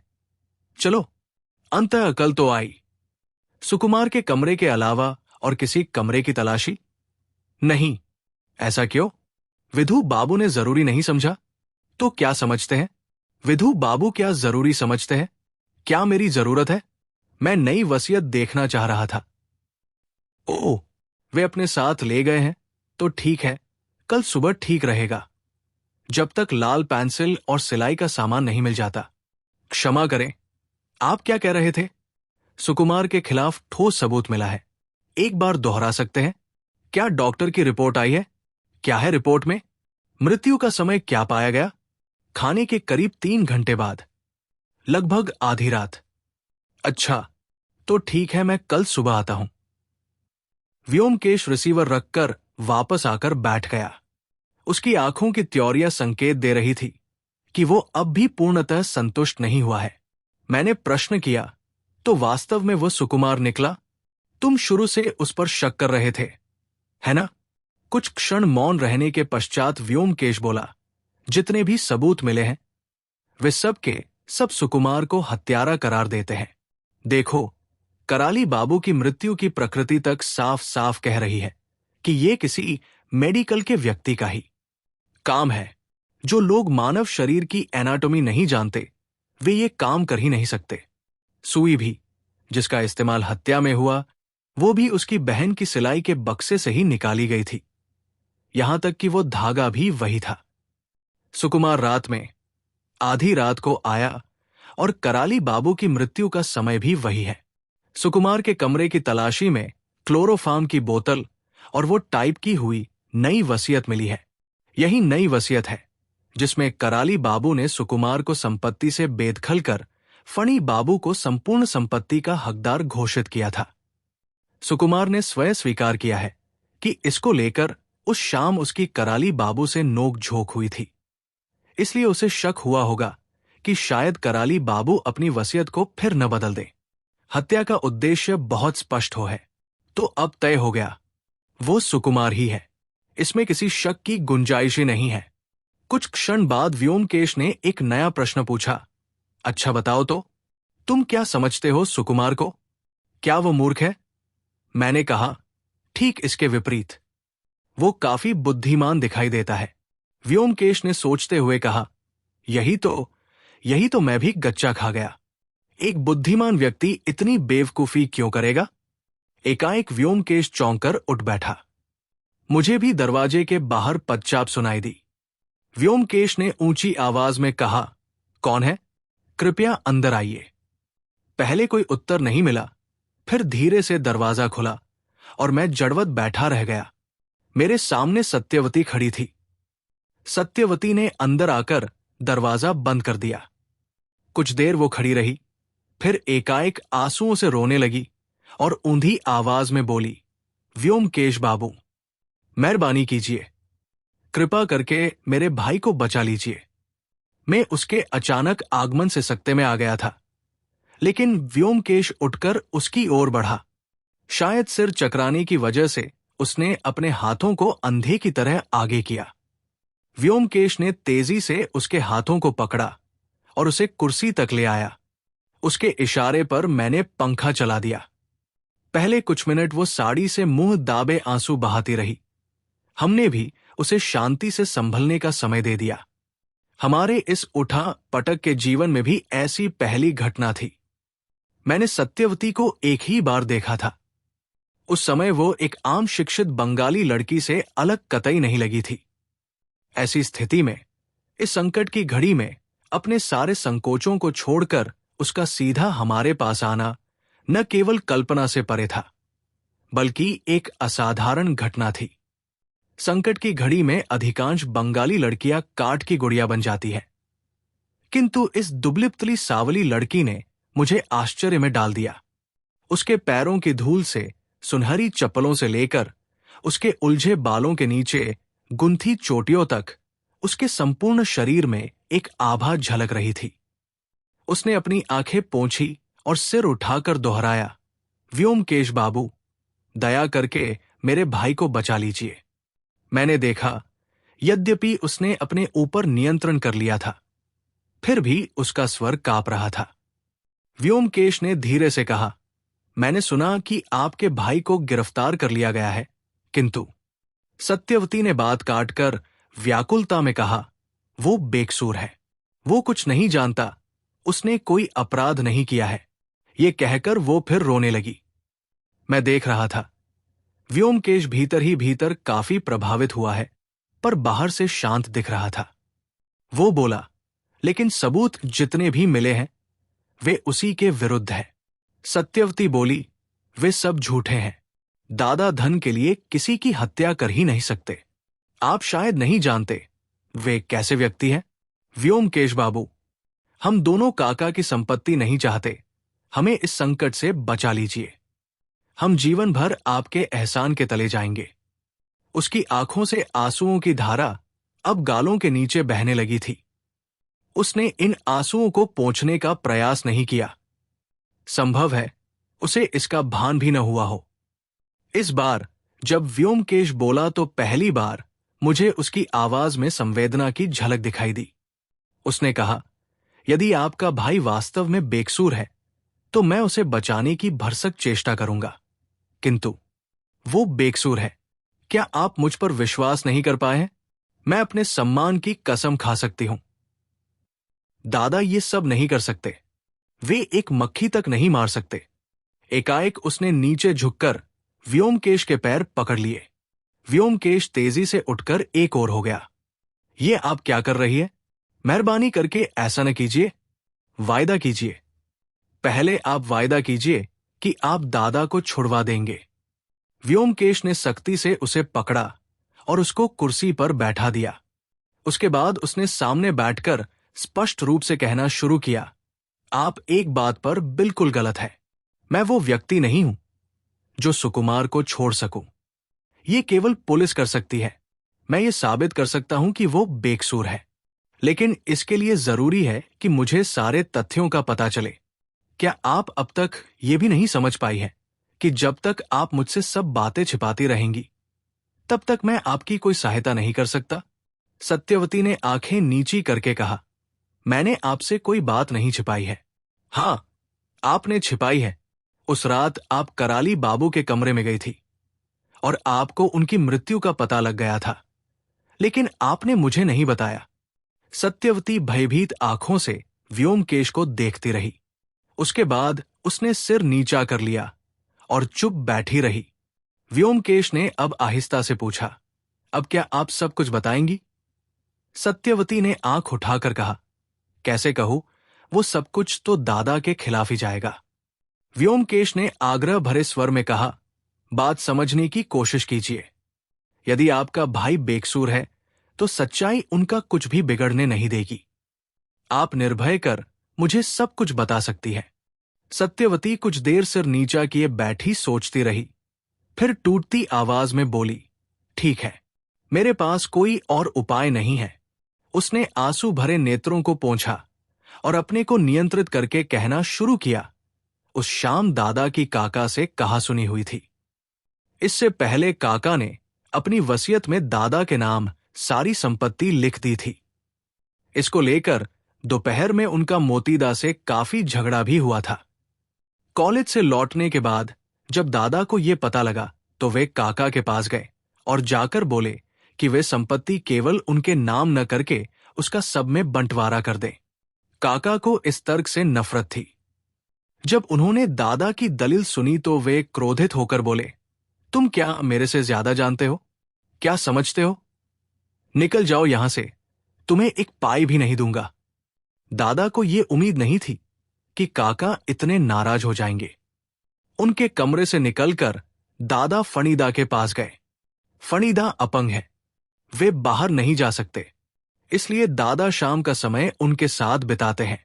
फणीदा से आप भी शायद मिल चुके होंगे। वे कभी स्कूल तो नहीं गए, किंतु काफी पढ़े लिखे हैं।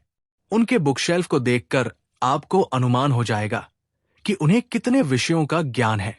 मैं कभी कभी अपनी पढ़ाई में सहायता के लिए उनके पास भी जाती हूं। बहरहाल उस शाम दादा बहुत निराश हो गए थे और करीब 8 बजे मुझसे बोले, सत्या मैं फिल्म देखने जा रहा हूं, आधी रात तक वापस लौटूंगा, मेरे लिए दरवाजा खुला ही रखना। उन्होंने जल्दी खाना खाया और चुपचाप निकल गए।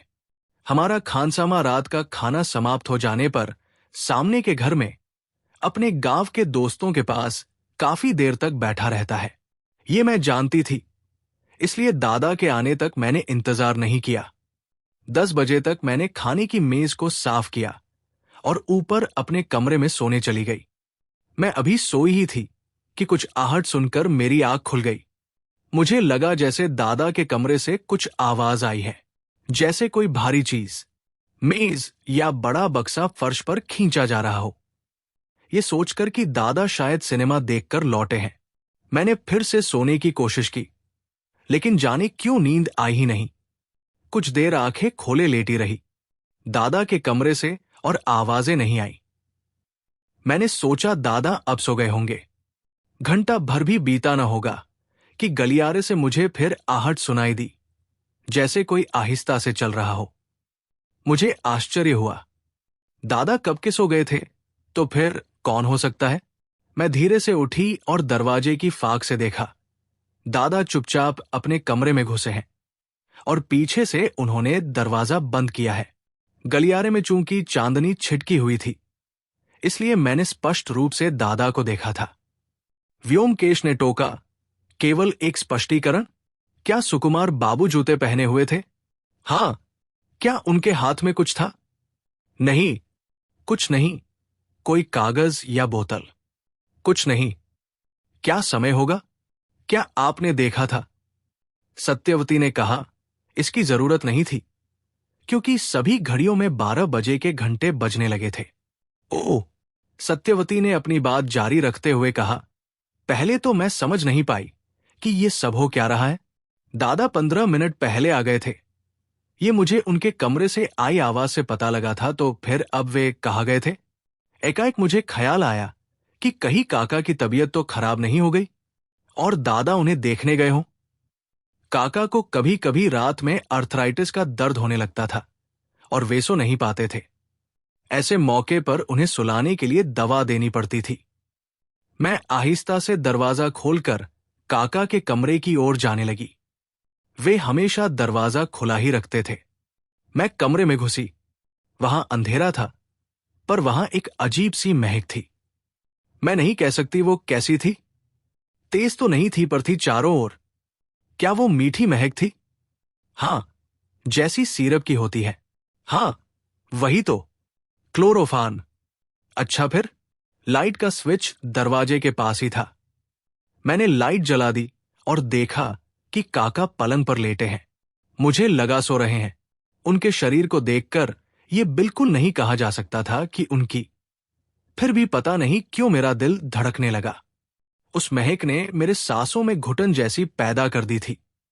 जैसे किसी ने मेरे नाक पर गीली पट्टी लगा दी हो। कुछ देर मैं दरवाजे के पास खड़ी रही, अपने को समझाने की कोशिश करती रही कि ये महक दवा की है, जिसे लेकर काका अभी अभी सो गए हैं। मेरे पांव कांप रहे थे, पर मैं बहुत सावधानी से काका के पलंग के पास गई। मैंने आगे झुककर देखा कि वे सांस नहीं ले रहे हैं। मैं कह नहीं सकती मेरे अंदर क्या हो रहा था। मुझे लगा कि मैं बेहोश हो जाऊंगी। मेरा सिर चकराने लगा था। अपने को संभालने के लिए मैंने आगे बढ़कर काका के तकिए को छुआ। मेरा हाथ उनके गले पर गिरा।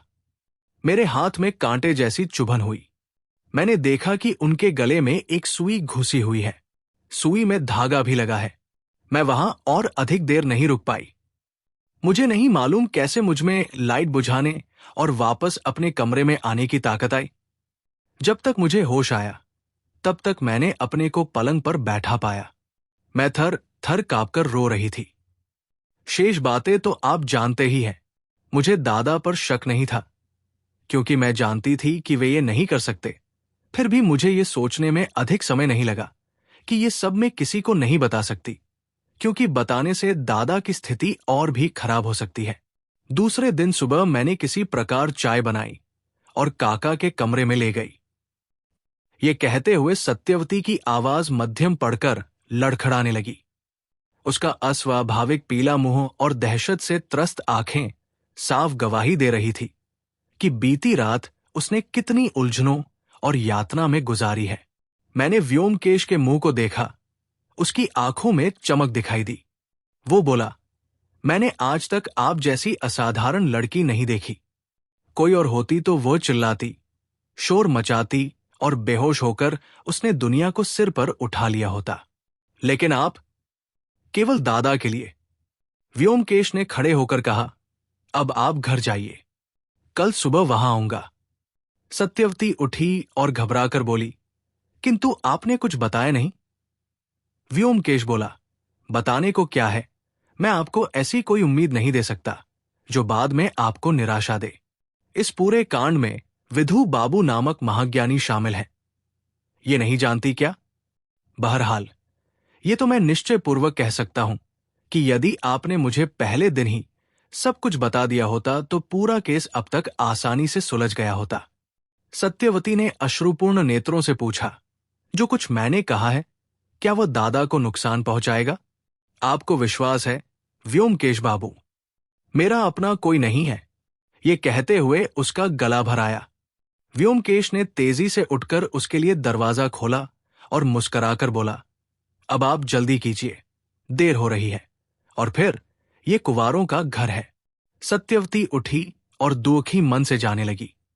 लेकिन जैसे ही वो द्वार पर पहुंची, व्योमकेश ने दबी जवान से कुछ कहा जो मैं नहीं सुन पाया। सत्यवती ने चौंक कर व्योमकेश को देखा। उसकी आंखों में मुझे आंसू भरे आभार की झलक दिखाई दी। हाथ उठाकर उसने अभिवादन किया और सीढ़ियां उतर गई। दरवाजा बंद करके व्योमकेश आकर बैठ गया और अपनी घड़ी देखकर बोला, अरे 7 बज गए। फिर अपने मन में हिसाब लगाने के बाद बोला, अभी काफी समय है। उत्सुकतावश मैं अपने को रोक नहीं पाया और पूछ बैठा, व्योमकेश, तुम्हें अब क्या लग रहा है? मैं तो कुछ भी नहीं सोच पा रहा हूं, लेकिन तुम्हें देखकर मुझे आभास हो रहा है कि तुम्हें सारे तथ्यों की जानकारी हो गई है। व्योमकेश ने सिर हिलाकर कहा, सब कुछ नहीं, अभी नहीं। मैंने कहा, तुम जो भी कहो, किंतु ये निश्चित है कि वो सुकुमार नहीं है, भले ही उसके खिलाफ सबूत मौजूद हों। व्योमकेश ने हंसकर कहा, तो फिर कौन है? मैं वो सब नहीं जानता, लेकिन निश्चित रूप से वो सुकुमार नहीं है। व्योमकेश चुप रहा। उसने सिगरेट सुलगाया और लंबे कश खींचने लगा। मुझे लगा अब वो और कुछ नहीं बोलेगा। मैं भी शांति से केस की विचित्र उलझनों के बारे में सोचने लगा। कुछ देर बाद व्योमकेश ने एकाएक पूछा, मेरे ख्याल से तुम सत्यवती को सुंदर नहीं कह सकते, है ना? चकराकर मैंने उसकी ओर देखा और बोला, ऐसा क्यों पूछते हो? ऐसे ही पूछ रहा था। मैं समझता हूं ज्यादातर लोग उसे बहुत सांवली कहेंगे। मेरे मस्तिष्क में यह बात घुस नहीं पा रही थी कि इस केस का सत्यवती के रूप से क्या नाता है। लेकिन कई बार व्योमकेश के दिमाग के विचित्र मार्ग की कल्पना करना असंभव हो जाता है। मैंने गंभीरता से विचार करके कहा, यह सही है कि लोग सत्यवती को सावली कहेंगे, किंतु मैं समझता हूं कुरूप हरगिज नहीं। इतना सुनकर व्योमकेश हंसकर उछल पड़ा और बोला, तुम्हारा मतलब, जैसा कि कवि ने कहा है, काली है वह, तुम कहते हो काली रात से भी काली, पर मैंने उन काली हिरनी जैसी आंखों को देखा है। ठीक है, ये तो बताओ अजित, तुम्हारी सही उम्र क्या है? मैंने फिर चकराकर पूछा। उम्र? मेरी उम्र? जैसे कराली बाबू की मृत्यु के रहस्य का हल मेरी आयु में छिपा हो। व्योमकेश के बारे में कुछ नहीं कहा जा सकता। मैंने कुछ गुणा भाग करके बताया कि मेरी सही आयु 29 वर्ष 5 महीने और 11 दिन है। पर क्यों? व्योमकेश ने संतोष की सांस ली और कहा, तो तुम मुझसे पूरे 3 महीने बड़े हो। इस बात का ध्यान रखना, भूलना नहीं। तुम ये सब क्या कह रहे हो? मेरे भाई, कुछ नहीं। मेरा सिर इस समस्या को लेकर चकराने लगा है। चलो आज रात को फिल्म देखते हैं। व्योमकेश कभी सिनेमा नहीं जाता। सिनेमा या नाटक उसे पसंद नहीं थे। इसलिए पहले तो मुझे आश्चर्य हुआ, फिर बोला, आज तुम्हें हुआ क्या है? क्या वाकई पागल हो गए हो? व्योमकेश ने हंसकर कहा, कोई ताज्जुब नहीं। मेरा जन्म चंद्र राशि में हुआ है और श्रीमान भट्टाचार्य ने मेरो जन्मपत्री देखकर बताया था कि ये बालक चंद्रमा के प्रभाव में पागल भी हो सकता है, किंतु हमें देर हो रही है। चलो जल्दी से खाना खाकर निकलते हैं। मैंने सुना है कि चित्रा में बहुत अच्छी फिल्म लगी हुई है, इसलिए खाना खाकर हम लोग चित्रा पहुंचे। फिल्म 9:30 बजे शुरू हुई। फिल्म लंबी थी, इसलिए 12 बजे के करीब खत्म हुई। हमारा घर कुछ दूरी पर था। कुछ एक बसें अभी दिखाई दे रही थी। जैसे ही मैं बस स्टॉप की ओर बढ़ा, व्योमकेश बोला, नहीं, चलो हम लोग थोड़ा पैदल चलते हैं। वो तेजी से कदम बढ़ाकर चलने लगा। जब कार्नवालिस स्ट्रीट के बाद वो एक छोटी गली में घुसा तो मुझे समझ में आ गया कि हम लोग कराली बाबू के घर की ओर जा रहे हैं। मैं ये सोच नहीं पा रहा था कि आखिर इतनी रात गए वहां जाकर वो क्या करना चाह रहा था। बहरहाल मैं बिना कुछ कहे उसके पीछे पीछे चलता गया। हम लोगों की चाल साधारण चाल से कुछ तेज थी, फिर भी हमें वहां पहुंचने में काफी समय लग गया। घर के सामने सड़क की लाइट जल रही थी। व्योमकेश ने लाइट के नीचे अपनी घड़ी देखी, लेकिन उसकी जरूरत नहीं पड़ी, क्योंकि ठीक उस समय सभी घड़ियों में 12 बजे के अलार्म बज उठे। व्योमकेश ने खुश होकर मेरे पीठ पर एक हाथ मारा और बोला, वाह, काम हो गया। चलो अब टैक्सी लेते हैं। दूसरे दिन सुबह करीब 8:30 बजे हम कराली बाबू के घर पहुंचे। पुलिस वालों के साथ विधु बाबू मौजूद थे। व्योमकेश को देखकर पहले तो वे कुछ संकोच में पड़ गए, फिर अपने को संभालकर गंभीर आवाज में बोले, व्योमकेश बाबू, शायद आप जान गए होंगे कि मैंने सुकुमार को हिरासत में ले लिया है। वास्तव में वही हत्यारा है। मैं शुरू से ही जान गया था, पर इसका प्रपंच देख रहा था। वाकई, ये कहकर व्योमकेश ने विधु बाबू की बड़ी बड़ी आंखों को ध्यान से देखा, जैसे उम्मीद कर रहा हो कि कब वे कोई नया गुल खिला दे। ये सब देखकर इंस्पेक्टर और सब इंस्पेक्टर के चेहरों पर हंसी फूट पड़ी और छिपाने के प्रयास में उन्होंने अपने चेहरे दूसरी ओर घुमा दिए। विधु बाबू ने कुछ संदेह के लहजे में पूछा, आज आने की कोई खास वजह? व्योमकेश बोला, नहीं, कुछ नहीं। मुझे पता लगा कि एक नई वसीयत पाई गई है। मैंने सोचा एक नजर देख लूंगा। काफी देर तक वे इस उलझन में रहे कि वसीयत व्योमकेश को दिखाई जाए या नहीं। अंत में अनिच्छा से अपनी फाइल खोली और उसमें से एक दस्तावेज निकालकर व्योमकेश की ओर बढ़ाया और बोले, ध्यान से, फाड़ वाड़ न देना। यह वसीयत सुकुमार के खिलाफ सबसे महत्वपूर्ण सबूत है। कराली बाबू की हत्या करके सुकुमार चोरी करके ये वसीयत ले आया और उसे अपने कमरे में छिपा दिया। आपको मालूम है कहाँ छिपाया था? अपने कमरे में 3 अलमारियों के नीचे।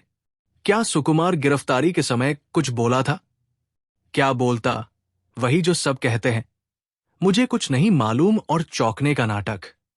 व्योमकेश ने दस्तावेज को चारों ओर से जांचा, फिर बड़ी सावधानी से खोलकर पढ़ने लगा। मैंने भी अपनी गर्दन तिरछी करके व्योमकेश के पीछे से देखा। एक सादे कागज पर टाइप किया गया था, आज सितंबर के 22वें दिन 1933 क्रिश्चियन कैलेंडर के अनुसार मैं पूरे होश और हवास में अपनी वसीयत लिख रहा हूं। मेरी मृत्यु के पश्चात मेरी सारी चल और अचल संपत्ति के साथ साथ मेरी सारी धनराशि का उत्तराधिकारी मेरा कनिष्ठ भतीजा फणी भूषण होगा। इससे पूर्व लिखी गई अन्य सारी वसीयतें बाकायदा रद्द और निष्फल की जाती है। हस्ताक्षर कराली चरण बासु। वसीयत पढ़ने के बाद व्योमकेश उठ खड़ा हुआ। उसकी आंखें एक नए उत्साह से चमकने लगी। वो बोला, विधु बाबू, ये तो कमाल हो गया। ये वसीयत तो। उसने अपने आप को रोक लिया और दस्तावेज को विधु बाबू की ओर बढ़ा दिया। विधु बाबू ने वसीयत को आश्चर्य में दोबारा शुरू से अंत तक सावधानी से पढ़ा और सिर उठाकर पूछा, क्या है इसमें? मुझे तो कुछ नहीं दिखा। ये नहीं देखा? व्योमकेश ने हस्ताक्षर के नीचे के रिक्त स्थान को दिखाते हुए कहा। विधु बाबू ने जब वो देखा तो उनकी आंखें फैल गई और मुंह से निकला, ओह, गवाहों के नाम? इतने में व्योमकेश बोला, शांत। उसने शांत रहने का इशारा किया और दरवाजे की आहट लेने लगा। कुछ देर रुकने के बाद वो धीरे से उठा और आहिस्ता कदमों से दरवाजे तक पहुंचा और भग से दरवाजा खोल दिया। माखनलाल खड़ा चोरी से बातचीत सुन रहा था। उसने भागने की कोशिश की, लेकिन व्योमकेश उसकी बाजुओं को खींचते हुए उसे अंदर ले आया और उसे कुर्सी पर पटक दिया। इंस्पेक्टर, इस पर नजर रखना, भागने न पाए। इसके मुंह को भी बंद कर दो। माखन दहशत में आधा हो गया था। उसने बोलना चाहा, मैं। चुप रहो, एकदम चुप।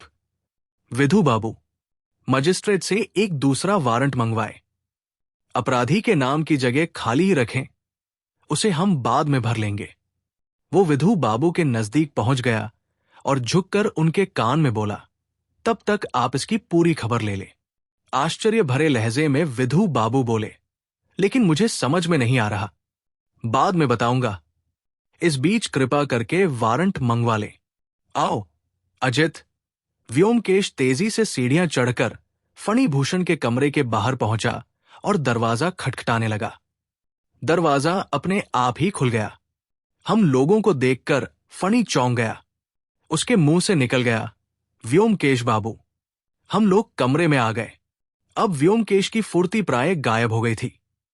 हंसते हुए बोला, आपको जानकर खुशी होगी कि हमें अब पता लग गया है कि कराली बाबू का वास्तव में हत्यारा कौन है।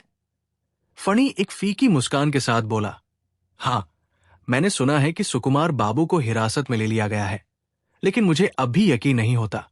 ये तो है, विश्वास करना बड़ा मुश्किल है। उसके कमरे से एक नई वसीयत मिली है, जिसमें संपत्ति का हकदार आपको बनाया गया है। फणी बोला, यह भी मैंने सुना है। जब से मुझे ये पता लगा है, मेरा मन खट्टा हो गया है। महज कुछ हजार रुपयों के लिए काका को जीवन खोना पड़ा। उसने गहरी सांस लेते हुए कहा, संपत्ति इन सभी पापों की जड़ है। मेरे लिए सारी संपत्ति छोड़ गए, पर मैं खुश नहीं हूं। व्योमकेश बाबू, मैं चाहता था कि मुझे संपत्ति न भी देते, पर जीवित तो रहते। व्योमकेश बुकशेल्फ के पास खड़ा पुस्तकों को देख रहा था। मन ही मन में बोला, सही है, सही है। संपत्ति कभी सुख नहीं देती। कहावत सुनी है ना? ये कौन सी पुस्तक है? फिजियोलॉजी? अरे वाह, सुकुमार की पुस्तक है। व्योमकेश ने पुस्तक निकालकर उसके मुख पृष्ठ को देखकर कहा। फणी धीरे से हंसकर बोला, हां, सुकुमार अक्सर मुझे मेडिकल की पुस्तकें पढ़ने को देता था। जीवन भी कितना विचित्र है। इस घर में केवल सुकुमार ही ऐसा व्यक्ति था जिसे मैं अपना मित्र समझता था, यहां तक कि अपने भाइयों से भी ज्यादा। और वही। व्योमकेश ने कुछ और पुस्तकें नीचे उतारी और आश्चर्य में कहा, आप तो खासे पढ़ाकू व्यक्ति हैं, है ना? और क्या आप सभी पुस्तकों में पढ़ने के समय मार्क लगाते हैं? फणी बोला, हां, पढ़ने के सिवाय मेरी और कोई हॉबी नहीं है। पुस्तकें ही मेरी साथी हैं। केवल सुकुमार मेरे पास हर शाम आकर बैठता था। व्योमकेश बाबू, मेहरबानी करके मुझे ये बताएं कि क्या वाकई सुकुमार ने ही ये किया है? इसमें कोई संदेह का अवसर नहीं है। व्योमकेश ने कुर्सी पर बैठकर कहा, अपराधी के खिलाफ जो सबूत निकला है उसमें संदेह की कोई भी गुंजाइश शेष नहीं है। आइए इधर बैठिए, मैं आपको सारी बात समझाता हूं। फणी उसके पास पलंग के किनारे बैठ गया। देखिए, हत्या दो प्रकार की होती है। एक वो जो अधिक आवेश में आकर की जाती है, जिसे हम आवेश में हत्या अथवा क्राइम ऑफ पैशन कहते हैं। दूसरी वे हत्याएं हैं जो पहले से सोची समझी गई तथा पूर्व नियोजित होती है। आवेश की हत्या में अपराधी को पकड़ना आसान होता है। अधिकांश केसों में वो स्वयं ही स्वीकार कर लेता है। लेकिन जब आदमी सोच समझकर पूर्व नियोजित हत्या करता है तो वो अपने ऊपर आने वाले सारे संदेहों को भी हटा देता है। ऐसी स्थिति में उसे पकड़ना मुश्किल हो जाता है। हमें नहीं मालूम होता कि अपराधी कौन है और दूसरों पर संदेह करने लग जाते हैं। ऐसी स्थिति में क्या किया जाए? हमारे पास केवल एक ही मार्ग बचता है कि हम हत्यारे के तरीके को जांच का केंद्र बिंदु बनाएं। इस केस में हमने एक विचित्र बात ये पाई कि हत्यारा चालाक और मूर्ख दोनों है। उसने हत्या बड़ी बुद्धिमानी पूर्वक की है, पर हत्या के सारे औजार अपने ही कमरे में छुपा दिए। आप ही बताइए, क्या यह जरूरी था कि हत्या के लिए सत्यवती की सुई का ही प्रयोग किया जाए? क्या शहर में सुइयों की कमी हो गई थी? और क्या वसीयत को इतनी सावधानी से छिपाना जरूरी था? क्या उसे फाड़कर फेंका नहीं जा सकता था? इस सबसे क्या संकेत मिलते हैं? फणी अपनी ठोड़ी को अपनी हथेलियों में लिए सुन रहा था। उसने पूछा, क्या? व्योमकेश बोला, एक व्यक्ति जो स्वभाव से मंद बुद्धि है वो चालाकी से काम नहीं कर पाएगा, लेकिन जो व्यक्ति चपल है वो मूर्ख का नाटक बड़ी आसानी से कर सकता है। इसलिए यहां यह स्पष्ट है कि अपराधी चालाक है, लेकिन चालाक लोग भी गलती करते हैं। किंतु अपने को हमेशा सीधा सादा बनाने का प्रयास हमेशा सफल नहीं होता। इस केस में भी अपराधी ने कुछ छोटी छोटी गलतियां की है, जिनकी वजह से ही मुझे उसे पकड़ने में मदद मिली है। फणी ने पूछ लिया, कौन सी गलतियां? रुकिए। व्योमकेश ने अपनी पॉकेट से एक सफेद कागज निकाला। मैं पहले इस घर का नक्शा बनाना चाहता हूं। क्या आपके पास कोई पेंसिल या कुछ मिलेगा जिससे मैं नक्शा बना सकूं? फणी के पलंग पर तकिए के पास एक पुस्तक पड़ी हुई थी। उसने पुस्तक से लाल पेंसिल निकालकर व्योमकेश को दे दी। व्योमकेश ने पेंसिल को सावधानी से देखा, फिर मुस्कुराते हुए बोला, दरअसल में अब नक्शा बनाना उतना जरूरी नहीं है, मैं शब्दों में ही बता देता हूं। अपराधी ने 3 भयंकर भूलें की। पहली ये कि उसने प्रेज एनाटॉमी पुस्तक में कुछ लाइनों के नीचे मार्क लगाया। दूसरी, उसने भारी अलमारी खिसकाने में काफी शोर किया। और तीसरी ये कि उसे कानून का कोई ज्ञान नहीं था। फणी के मुंह का रंग उड़ गया। उसने बुदबुदाने का प्रयास किया, कानून का ज्ञान नहीं? नहीं, व्योमकेश ने दोहराया, और यही कारण है उसकी इतनी सफाई से बनाई गई योजना फेल हो गई। फणी का गला सूख गया। वो भर्राई आवाज में बोला, मैं आपकी बातों को समझ नहीं पाया। व्योमकेश ने कड़े शब्दों में स्पष्ट कहा, यह वसीयत जो सुकुमार के कमरे से मिली है वो कानून की नजर में गैरकानूनी और व्यर्थ है, क्योंकि उसमें गवाहों के हस्ताक्षर नहीं है। लगा जैसे फणी बेहोश हो जाएगा। वो काफी देर तक चुपचाप पत्थर की तरह फर्श पर नजर गड़ाए बैठा रहा। फिर खोई नजरों से अपने सिर के बालों को हाथों से नोचते हुए बुदबुदाया, सब व्यर्थ, सब बेकार गया। नजरें ऊपर उठाकर बोला, व्योमकेश बाबू, क्या आप मुझे अकेले में छोड़ देंगे? मेरी तबीयत ठीक नहीं लग रही है। व्योमकेश खड़ा होकर बोला, मैं आपको आधा घंटे का समय देता हूं। अपने को आप तैयार कर लें। दरवाजे पर जाकर वो मुड़कर बोला, आपने सिलाई का होल्डर फेंक दिया है ना? लिया तो था आपने, क्योंकि वह मुझे सत्यवती की सिलाई टोकरी में नहीं मिला। पता नहीं क्यों आपने उसे सुकुमार के कमरे में क्लोरोफार्म के साथ नहीं छोड़ा। शायद जल्दीबाजी में दिमाग से निकल गया है ना? लेकिन ये तो बताए, क्लोरोफार्म लाया कौन? माखनलाल। फणी तब तक तकिए पर पीछे की तरफ लुढ़क गया था। वो भर्राई आवाज में बोला, आधा घंटे बाद आइए। व्योमकेश ने कहा, अच्छा। दरवाजा बंद कर दिया। हम नीचे आकर बैठ गए। माखनलाल पुलिस के पास वैसे ही बैठा हुआ था। व्योमकेश ने नाराज होकर कर्कश आवाज में कहा, फणी को क्लोरोफार्म लाकर दिया? माखनलाल ने चौंक कर कहा, मैं कुछ नहीं जानता। सच सच बताओ, अन्यथा मैं तुम्हारा नाम वारंट में लिख दूंगा। माखन फूट फूट कर रोने लगा। सर, ईमानदारी से कहता हूं, मैं इस सब में शामिल नहीं हूं। फणी ने मुझसे कहा था कि उसे नींद नहीं आती यदि क्लोरोफार्म की एक बूंद मिल जाती, इसी से। ठीक है विधु बाबू, आप इसे छोड़ सकते हैं। जैसे ही माखन को छोड़ा, वो भागा। व्योमकेश ने विधु बाबू से पूछा, क्या वारंट अभी तक नहीं आया? नहीं, पर आता ही होगा। लेकिन वह किसके लिए है? कराली बाबू के हत्यारे के लिए। विधु बाबू भड़क उठे और सिर ऊपर उठाकर बोले, व्योमकेश बाबू, ये वक्त हंसी मजाक का नहीं है। कमिश्नर साहब क्या जरा सा आपको मानते हैं? आप मुझ पर रोब गांठते फिर रहे हैं, ये भी मैंने सह लिया, पर अब मैं आपके ये बेसिर पैर के मजाक बर्दाश्त नहीं करने वाला हूं।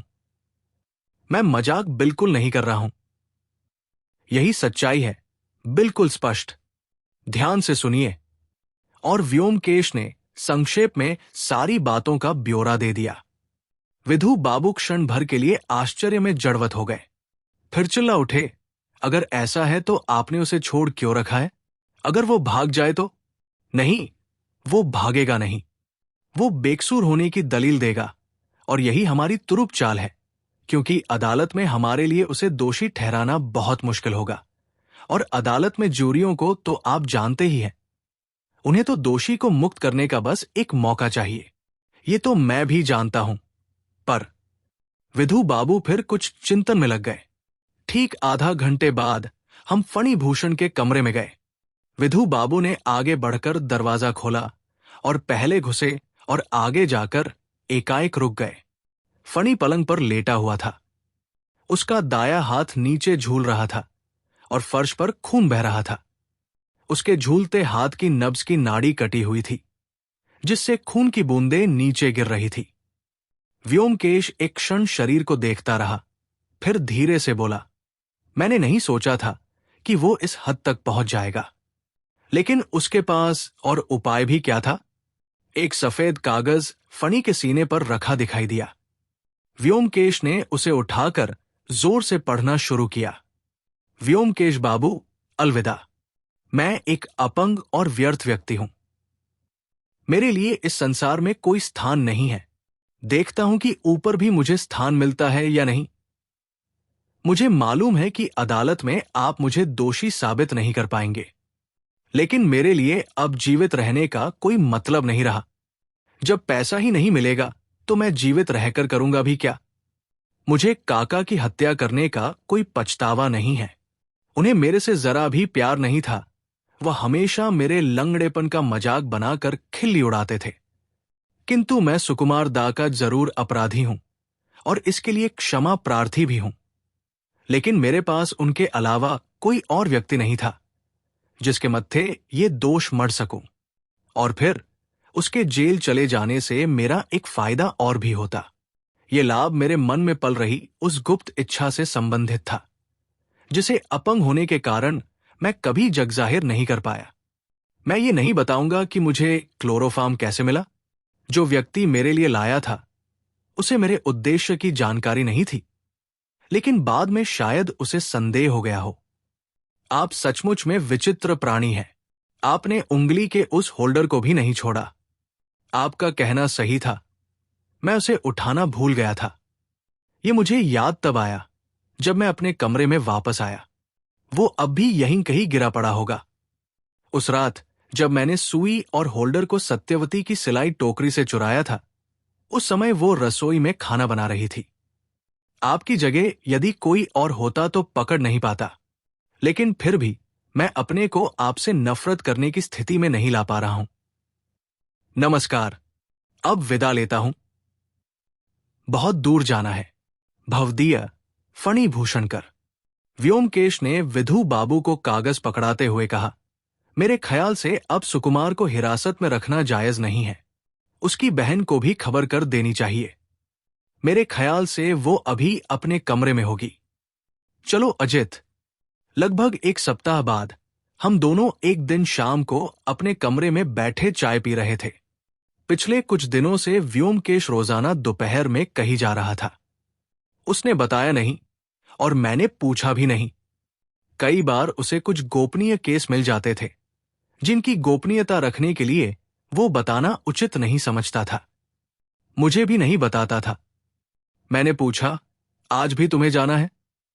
व्योमकेश ने अपनी घड़ी देखते हुए कहा, हाँ। कुछ रुखेपन से मैंने पूछ लिया, ये कोई नया केस तुमने लिया है? केस? हाँ, लेकिन पूर्णतया गोपनीय है। मैंने विषय बदलते हुए पूछा, सुकुमार की रिहाई का मार्ग अब खुल गया है ना? हाँ, उसने जमानत के लिए अर्जी दी है। मैंने कहा, व्योमकेश, मुझे ठीक से बताओ, फणी ने ये हत्या कैसे की? मुझे विस्तार से समझाओ। अब भी मैं गुत्थी को सुलझा नहीं पाया हूं। व्योमकेश ने चाय के प्याले को मेज पर रखकर कहा, ठीक है, मैं बताता हूं, शुरू से अंत तक सिलसिलेवार। उस दिन मोतीलाल ने कराली बाबू से झगड़ा किया था। शाम को जब सुकुमार को पता चला तो वो कराली बाबू के पास अपनी बात कहने गया था। पर जब कराली बाबू ने उसे अपने कमरे से निकाल दिया तो फणी के कमरे में गया और लगभग 7:30 बजे तक वहां रहा। उसके बाद उसने खाना खाया और सिनेमा देखने चला गया। यहां तक तो कोई उलझन नहीं है ना? नहीं। रात में 8 से 9 बजे तक सत्यवती रसोई में थी। उस दौरान फणी ने उसके कमरे में घुसकर सुई और उंगली में लगाने वाला होल्डर चुरा लिया।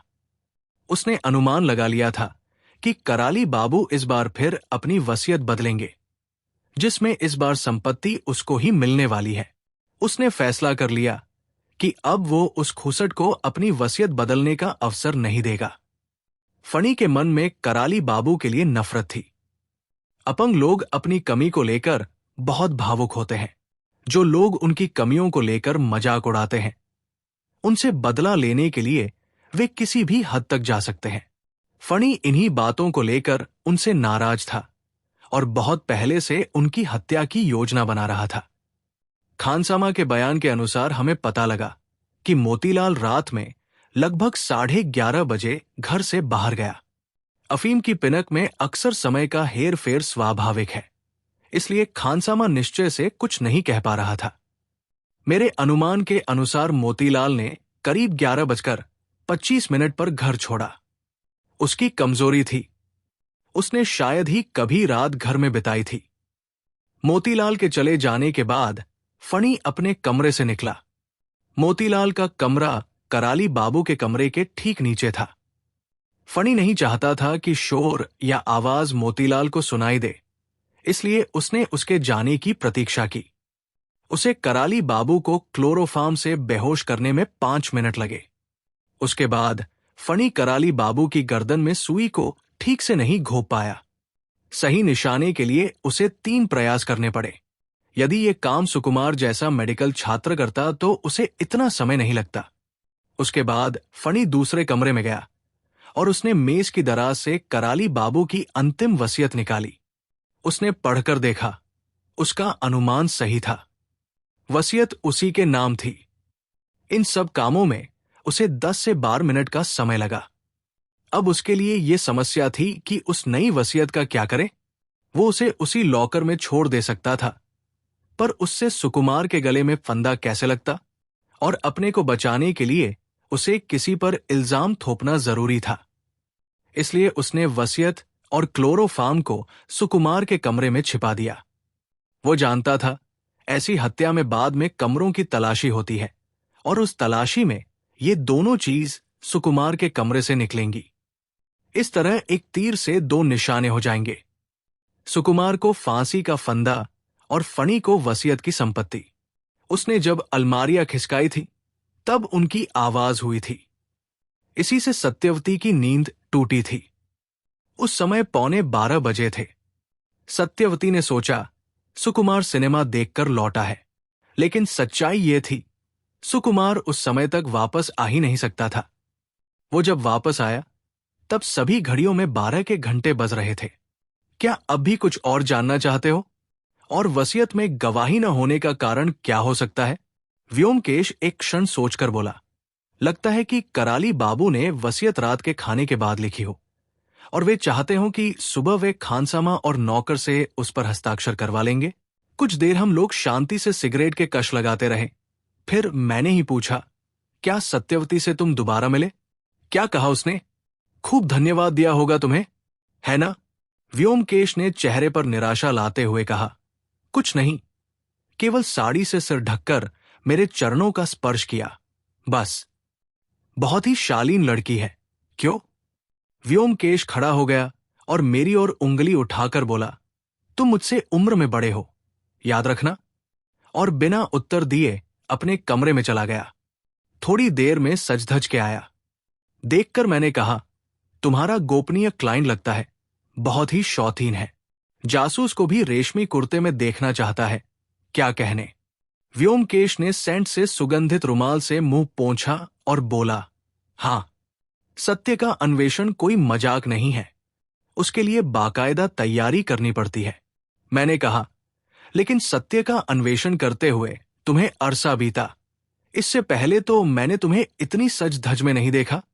व्योमकेश ने गंभीर मुद्रा में कहा, दरअसल सच्चाई यह है कि सही मायनों में सत्य की खोज मैंने हाल ही में शुरू की है।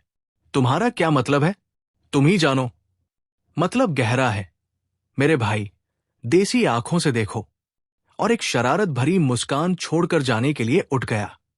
सच्चाई, सत्य। मैंने मस्तिष्क दौड़ाया और फिर सब कुछ समझ में आ गया। मैंने दौड़कर व्योमकेश को कंधों से जकड़ लिया।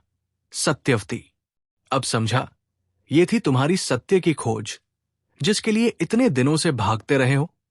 व्योमकेश, तू भी यार इतना मतवाला निकला।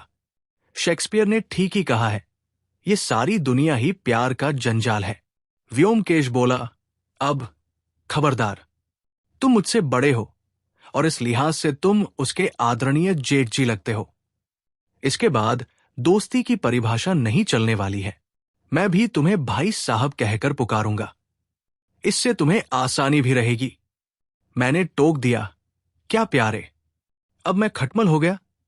मैं साहित्यकारों की नस्ल से बखूबी परिचित हूं।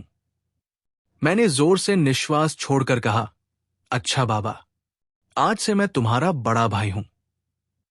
मैंने ज्ञानी की मुद्रा में व्योमकेश के सिर पर हाथ रखकर कहा, जाओ तात, विलंब न करो, 4 बज रहा है, तुम्हें शीघ्र ही चलना चाहिए। मेरा आशीर्वाद तुम्हारे साथ है। तुम सदैव सत्य की खोज में लगे रहो, चाहे स्त्रियोजित हो अथवा सांसारिका। और व्योमकेश चला गया। अगर आपको ये कहानी पसंद आई हो तो लाइक और शेयर करें और हमारे चैनल को सब्सक्राइब ना किया हो तो सब्सक्राइब कर लें। अगर आप अपने पसंद की भी कोई कहानी सुनना चाहते हैं तो कमेंट सेक्शन में ज़रूर लिखें।